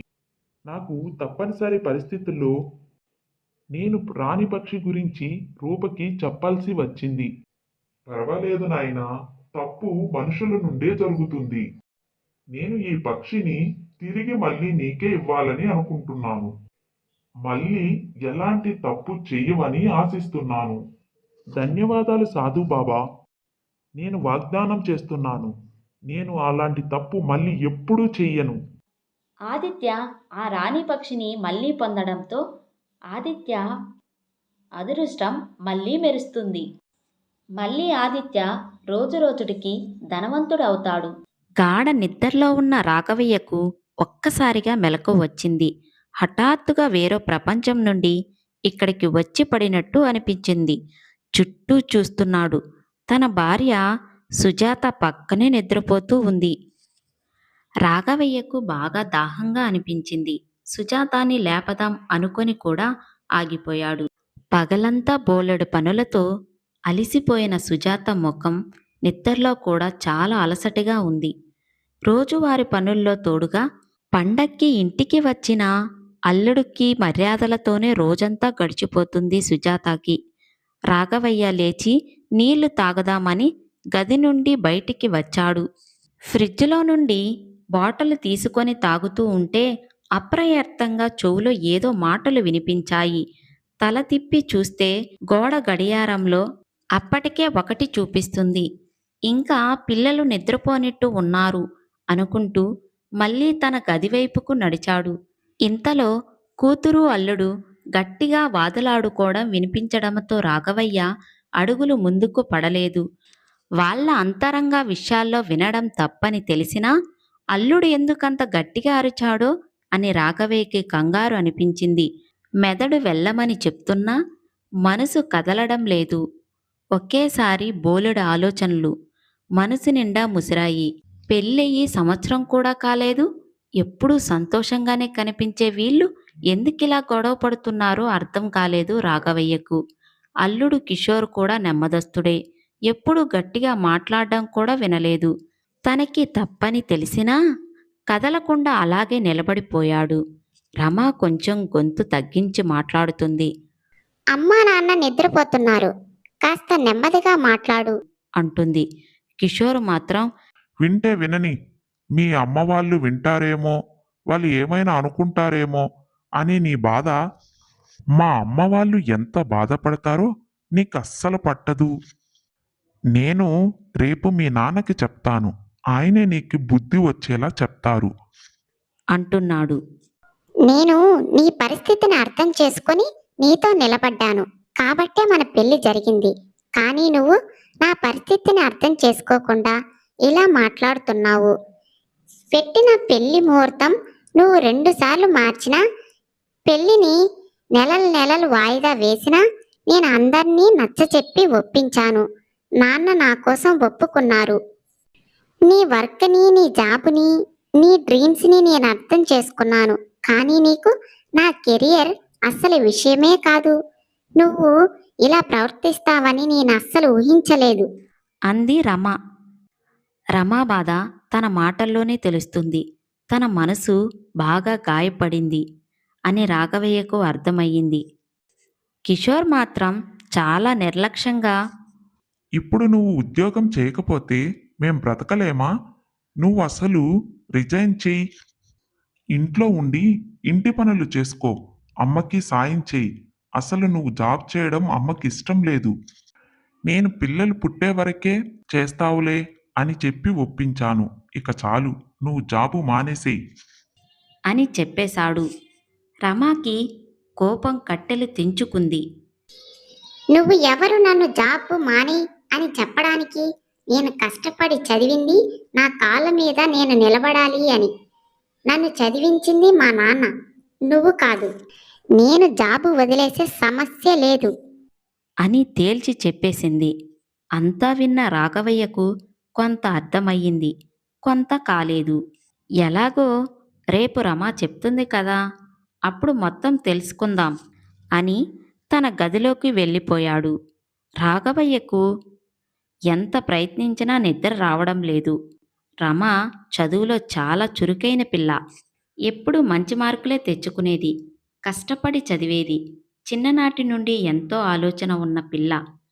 తన కూతురు అని చెప్పుకోవడం కాదు గాని మొత్తం తన బంధువుల్లోనే రమ అంత చక్కని పిల్ల లేదు.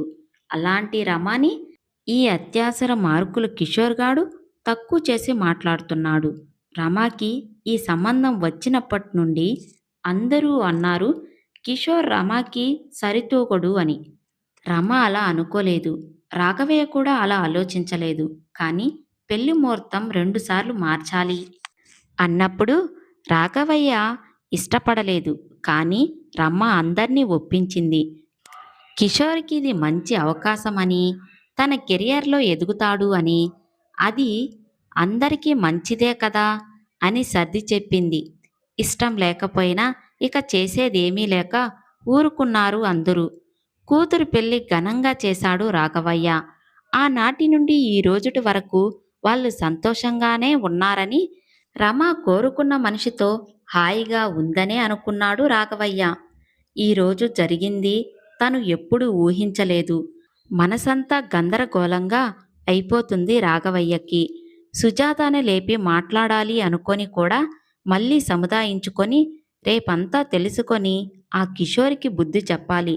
తన కూతుర్ని ఇంత బాధ పెడతాడా, ఇంత లోకు కట్టి పడేస్తాడా, అసలు వీడితో రమ ఎన్ని ఇబ్బందులు పడుతుందో ఏమిటో అనుకుంటూ తెల్లవారే వరకు నిద్రపోకుండా గడిపేశాడు. యథావిధిగా సూర్యోదయం తర్వాత పనులన్నీ జరుగుతున్నాయి. ఇంట్లో అందరూ వారి వారి పనుల్లో పడిపోయారు. రమ కిషోర్ ఇద్దరూ అసలు ఏం జరగనట్టు ఉన్నారు. రాఘవయ్యకి ఏం అర్థం కాలేదు. అంతా సర్దుకునిందేమో అనుకున్నాడు. కానీ ఏదో రమాని చూస్తే అలా అనిపించడం లేదు. ఇక ఉండబట్టలేక సుజాతాని పిలిచి రాత్రి జరిగిందంతా చెప్పి సుజాతాని రమాతో మాట్లాడమని, వాళ్ళ ఇద్దరికీ అసలు గొడవ ఎందుకు జరుగుతుందో కనుక్కోమని చెప్పాడు. పెద్దగా స్పందించకుండా ఉన్న సుజాతని చూస్తూ రాఘవయ్యకి ఆశ్చర్యం అనిపించింది. ఏంటి సుజాత, నేను చెప్పింది నీకు అర్థమవుతుందా? ఏమీ మాట్లాడవేంటి? అన్నాడు సుజాత వైపు చూస్తూ. సుజాత కొంత నిశ్శబ్దంగా ఉండి వాళ్ళ సొంత విషయాలు కదండి, మనం మాట్లాడడం అంత బాగోదేమో. కిషోర్కి ఇష్టం లేనప్పుడు రమ ఉద్యోగం చేయడం మంచిది కాదేమో. అని అంది. రాఘవయ్యకి కాళ్ళ కింద భూమి కంపించినట్టు అనిపించింది. సుజాతనేనా ఇలా మాట్లాడుతుంది అనుకున్నాడు. రమ చదువు కోసం సుజాత ఎంత కష్టపడిందో, పట్టుదలగా నిలబడిందో రాఘవయ్యకే బాగా తెలుసు. అలాంటి సుజాత ఇంత సులువుగా ఎలా రాజీ పడుతుందో ఆయనకు తెలియడం లేదు. రాఘవయ్యకి కోపం కట్టెలు తెంచుకుంది. చూడు సుజాత, నిన్నగాక మొన్న వచ్చిన వాడి కోసం రమ తన జీవితాన్ని దారబోయాలా? అసలు వాడు సరైన వాడైతే ఇలా చెయ్యమని చెప్పేవాడే కాదు. అలాంటి మూర్ఖుడు కోసం నా కూతురు తన ఆనందాన్ని, కష్టపడి సంపాదించుకున్న ఉద్యోగాన్ని వదులుకొని వాడికి పని మనిషిలా పడి ఉండాలా? నేను అలా ఒప్పుకోను. నువ్వు ఒక్కసారి రమాతో మాట్లాడి నాకు విషయం చెప్పు, నేను చూసుకుంటాను అన్నాడు. సుజాత తల ఊపి అక్కడి నుండి వెళ్ళిపోయింది. కానీ రాఘవయ్యకి జరుగుతున్న విషయాన్ని చూస్తే ఉక్రోషం వస్తుంది. కానీ పెంచి చదివించి ప్రాణంగా పెంచుకున్న తన బిడ్డ మీద భర్త అనే పేరుతో ఎవడో ఇంత అజామేషుడు చేయడం, తను ఏమీ చెయ్యలేని పరాయివాడిలా మిగిలిపోవడం రాఘవయ్యకి అస్సలు మింగుడు పడడం లేదు. వంటగదిలో భోజనానికి అన్నీ సిద్ధం చేస్తున్న రమ. సుజాత రమాని చూస్తూ, ఏమ్మా, ముఖం అలా ఉంది? ఒంట్లో బాగోలేదా? రాత్రి సరిగ్గా నిద్ర పట్టడం లేదా? అంది యథాలాపంగా అడుగుతున్నట్టు. అదేం లేదమ్మా. అంది ముక్తసరిగా రమ. కిషోర్ నిన్ను బాగా చూసుకుంటున్నాడా? నీకు అక్కడ ఏమీ ఇబ్బంది లేదు కదా? ఈసారి కాస్త సూటిగా అడిగింది సుజాత. ఒక్కసారిగా తల ఎత్తి సుజాతనే చూస్తూ ఏదో చెప్పబోయి ఆగిపోయింది. రమా, పర్వాలేదు చెప్పమ్మా. నీకు ఏదన్నా ఇబ్బంది ఉన్నా మేమున్నాం కదా. అంది ప్రేమగా.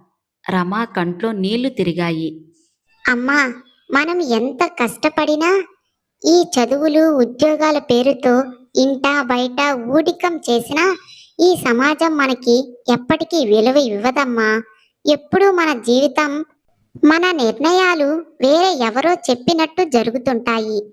మనం వాటికి అనుసరిస్తూ పోవాలి తప్ప మన అభిప్రాయాలు, ఆలోచనలు, ఇష్టాలు ఎవ్వరికీ అవసరం లేదు. మనం ఉన్నట్టు ఎదుటి వాళ్ళు కూడా ఉంటారు అనుకోవడం మన తప్పే. మన కోసం మనం బ్రతికే ధైర్యం మనకి లేదు. ఎప్పుడూ ఎవరో ఒకరు చెప్పు చేతలతో మన ఆత్మ అభిమానాన్ని వదిలేసి బ్రతకాల్సిందే. అంది దిగాలుగా. సుజాత వెంటనే రమ చెయ్యి తన చేతిలోకి తీసుకొని అసలు ఏం జరిగింది? వివరంగా చెప్పు రమ్మా. అంటూ రమాను కూర్చోపెట్టింది. నేను జర్మనీ వెళ్ళడం కిషోర్కి ఇష్టం లేదమ్మా. ఏదో ఒక కారణం చెప్పి నన్ను జాబు మానేయమని గొడవ చేస్తున్నాడు. అత్తయ్యకి నేను జాబ్ చేయడం ఇష్టం లేదట. నేను వచ్చే వారం మీటింగ్ కోసం చెన్నై వెళ్ళాలి. నన్ను వెళ్ళొద్దు అంటున్నాడు. ఈ మీటింగ్కి వెళ్ళకపోతే నాకు ప్రాబ్లం అవుతుంది. నేను జర్మనీ వెళ్లకుండా కుదరదు అని నేను ఎంత చెప్పినా వినడం లేదు. అసలు జాబే వద్దు అంటున్నాడు అని విషయం చెప్పింది. నీ పెళ్లికి ముందే కిషోర్కి తెలుసు కదా నువ్వు జర్మనీ వెళ్ళేది. మరి ఇప్పుడు ఎందుకు ఇలా మాట్లాడుతున్నాడు? నేను నాన్నకి చెప్తాను. అంతా ఆయన చూసుకుంటారు. నువ్వేమి బాధపడకు అని సర్ది చెప్పింది సుజాత. ఏం చెప్తావమ్మా నాన్నకి? నాన్న కూడా అంతే కదా. నిన్ను చదివిస్తాను అని తాతయ్యకి మాట ఇచ్చి నిన్ను పెళ్లి చేసుకున్నాడు. కానీ తర్వాత ఏం చేశాడు? వీళ్ళందరూ ఒకటే. కుదిరినంత వరకు మంచి మాటలతోనే మోసం చేస్తారు. మనం మోసపోయి కూడా వీళ్ళని ప్రేమగా చూసుకోవాలి అని ఎలా అనుకుంటారో అర్థం కాదు నాకు. మాటలకి చేతలకి అస్సలు పొంతనే ఉండదు. మనం కళ్ళు మూసుకొని మనసు చంపుకొని బతకడమే గొప్ప బతుకు అని మురిసిపోవాలి. వీళ్ళకి పని మనుషులు కావాలి. అది కూడా చదువుకున్న పని మనుషులు కావాలి. రోజులు మారాయి కానీ ఏదీ మారలేదు. అంతా అలాగే జరుగుతుంది. ఇలానే జరుగుతూనే ఉంటుంది కూడా. సుజాత తలదించుకొని నిలబడింది. అతి కష్టం మీద నోరు తెరిచింది కానీ నోట నిండి మాట రాలేదు. మనసులో ఎక్కడో దాచిపెట్టుకున్న గాయపడిన బాధ అంతా కళ్ళ ముందు వచ్చేసింది. రమాకి ఏం చెప్పాలో ఎలా అనుసరించాలో తెలియలేదు. ఆయన నీ విషయంలో అలా చెయ్యరు రమ్మా, నువ్వు ఒక్కసారి మాట్లాడు. అని మాత్రం చెప్పగలిగింది. అవునమ్మా, నాకు సాయం చేస్తారు నాన్న. ఎందుకంటే నేను కూతుర్ని, తన కన్న కూతుర్ని. అందుకే ఆ రోజు నానమ్మకి ఇష్టం లేదని నీ చదువుకు అడ్డుగా నిలిచారు. ఇక్కడ మంచి చెళ్ళు తప్పు ఒప్పులు ఏమీ లేవు. ఆ రోజు స్వార్థమే, ఈ రోజు స్వార్థమే. ఇన్ని సంవత్సరాల్లో నీ బాధ ఎప్పుడూ నాన్నకి కనిపించలేదు. అలాంటిది ఈ రోజు కిషోర్కి మంచి చెడులు ఎలా చెప్తారు? చెప్పినా కిషోర్ ఎందుకు వింటాడు? నువ్వు ఈ ఇంటికి కోడలుగా ఎలా వచ్చావో నేను కూడా ఆ ఇంటికి కోడలే కదమ్మా. నొప్పి మనదే అయినప్పుడు మాత్రం విలువలు, హక్కులు, ప్రేమలు అన్నీ గుర్తొస్తాయి. నాకు తెలుసు, నాన్నకి కిషోర్కి ఏమి తేడా లేదు. ఇద్దరూ ఒకటే. నేను నాన్న సాయం తీసుకోవాలి అనుకోవడం లేదమ్మా. నేను నిర్ణయించుకున్నాను. నేను విడాకులు తీసుకుంటాను. ఈ రాజీ బతుకు నా వల్ల కాదమ్మా. పెళ్ళంటే ఇద్దరూ కలిసి బ్రతకాలి. కానీ ఒకరి సంతోషం కోసం ఇంకొకరి కలల సంతోషాలు దోచుకోకూడదు. నీకు ఉన్నంత ఓపిక నాకు లేదమ్మా. నీకిది తప్పనిపిస్తే నన్ను క్షమించు. అంటూ రమ సుజాతని హత్తుకుంది. సుజాత మెత్తగా నిమురుతుంది. గది బయట నుండి అంతా వింటున్న రాఘవయ్యకు రమ ఒక్క మాట ఒక్క చెప్పుదెబ్బలా తగిలింది. రాయిలా అక్కడే నిలబడిపోయాడు. తను ఇన్ని సంవత్సరాలుగా తెలిసి కూడా తెలియనట్టు, పెద్ద విషమే కానట్టు నటిస్తూ వచ్చిన తప్పులన్నీ కళ్ళ ముందు కదలాడాయి. తనకి అంతా తెలుసు. సుజాతకి ఇచ్చిన మాట, తల్లి మాట విని తన స్వార్థం కోసం తప్పిన మాట. ఆ రోజు సుజాత తండ్రి కూడా ఇలాగే ఎంతో క్షోభపడ్డాడు. కానీ కూతురు కాపురం కోసం నోరు మెదపలేదు. తల్లి లేని పిల్ల ఇంట్లో ఒక్కదాన్నే వదిలి నేను పనికి వెళ్ళలేకపోతున్నాను. సుజాతకి చదువు అంటే చాలా ఇష్టం బాబు. మీరు పెళ్లి తర్వాత కూడా చదివిస్తాను అంటే పెళ్లి చేస్తాను. తన చదువు ఖర్చులంతా నేనే చూసుకుంటాను. అని పెళ్లికి ముందే చెప్పాడు రాఘవయ్యకు మామగారు. రాఘవయ్య చాలా సంతోషంగా ఒప్పుకున్నాడు. పెళ్లి జరిగాక నెమ్మదిగా అంతా మారింది. సుజాత అత్తగారు ఉచితంగా పనిచేసే పని మనిషిని వదులుకోలేక చదువు కుదరదు అంది. ఇప్పుడు చదివి ఉద్యోగాలు చెయ్యాలా, ఊర్లు ఎలాలా? అంటూ దెప్పి పొడిచింది. రాఘవయ్యకు అంతా చూస్తూ మౌనంగా వహించాడు. తల్లి చేసేది తప్పని తెలిసినా సుజాతని బలి చేశాడు. మామగారు పడే బాధ, సుజాతలో ఉన్న వేదన అన్నీ రాఘవయ్యకి తెలుసు. తన కళ్ళ ముందే సుజాత జీవం లేకుండా తిరుగుతున్నా, నువ్వు మరిచిపోయి పనిచేసే యంత్రంలా మారిపోయినా తను చలించలేదు. ఇది పేరు పెట్టని బానిసత్వం కదా. రాఘవయ్య సిగ్గుపడ్డాడు, కన్నీరు కార్చాడు. కానీ ఇప్పుడు తను ఏదీ మార్చలేడు. చేయగలిగిన నాడు తనకి అవసరం అనిపించలేదు. ఇప్పుడు చెయ్యడానికి ఏమీ లేదు. రమా చెప్పిన ప్రతి మాట నిజం. తన మంచి చెడులు అన్నీ నీటి మీద రాతలే. అమ్మకి, అక్కకి, కూతురికి ఒక న్యాయం, భార్యకి మరో న్యాయం ఉండదు కదా. మన బంధాలను బట్టి తప్పు ఒప్పు మారిపోతూ ఉంటే న్యాయాలు ఎక్కడ తెలుస్తాయి? తన తల్లికి సుజాత కోడలు కాకుండా కూతురైతే ఇలా చేస్తుందా? తల్లి మీద ప్రేమ ఉంటే భార్య జీవితం బలి చేయడం ఏ విధంగా న్యాయం? మనిషిని మనిషిలా చూడాలి, తప్పుని తప్పులానే చూడాలి. మనకి నచ్చిన వాళ్ళు చేసినంత మాత్రాన తప్పులు ఒప్పు కావు. అలాంటి వాళ్ళని సమర్థించిన వాళ్ళు నేరస్తులు కాకపోరు. తను తన తల్లితో మాట్లాడి ఉండవచ్చు, సుజాతను చదివించి ఉండవచ్చు, కానీ చెయ్యలేదు. ఇప్పుడు కిషోరిని తప్పు పట్టడంలో అర్థం లేదు. 6 అడుగుల రాఘవయ్య సిగ్గుతో కృంగిపోయాడు, మరుగుజ్జు అయిపోయాడు. సుజాత రమాని తీసుకొని వంటగది నుండి బయటికి వచ్చింది. రాఘవయ్యకి ఇప్పుడు సుజాత ముఖంలో అలసట కనిపించడం లేదు. బేలగా, దీనంగా లేదు. తన కూతుర్ని సరిగ్గా పెంచాను అనే గర్వం, తనకి ఆనాడు లేని ధైర్యం, ఆత్మవిశ్వాసం ఈరోజు తన కూతురికి ఉన్నాయని ఆనందం ఆమె కళ్ళల్లో మెరుస్తూ కనిపించాయి రాఘవయ్యకు. రాఘవయ్య సిగ్గుతో తలదించుకున్నాడు.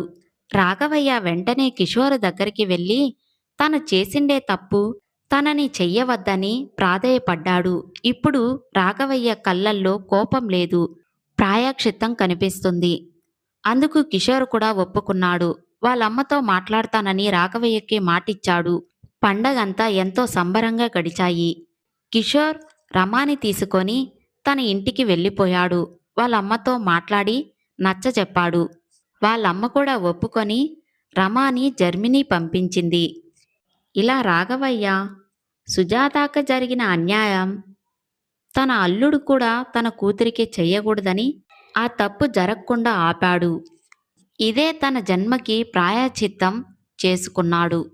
చూశారు కదా, సుజాత లాంటి ఎంతోమంది ఆడవాళ్ళు ఎంతో గొప్పగా చదివిన ఇంటికే పరిమితం అయిపోయి ఉన్నారు. ఈ వీడియో వల్ల కొంతమందైనా తెలుసుకొని మారితే ఎంతోమంది జీవితాలు నిలబెట్టిన వాళ్ళు అవుతారు. చూశారు కదా, మన వీడియో కనుక మీకు నచ్చినట్లయితే లైక్, షేర్, సబ్స్క్రైబర్ చేసుకోండి. మరొక మంచి వీడియోతో మళ్ళీ కలుద్దాం.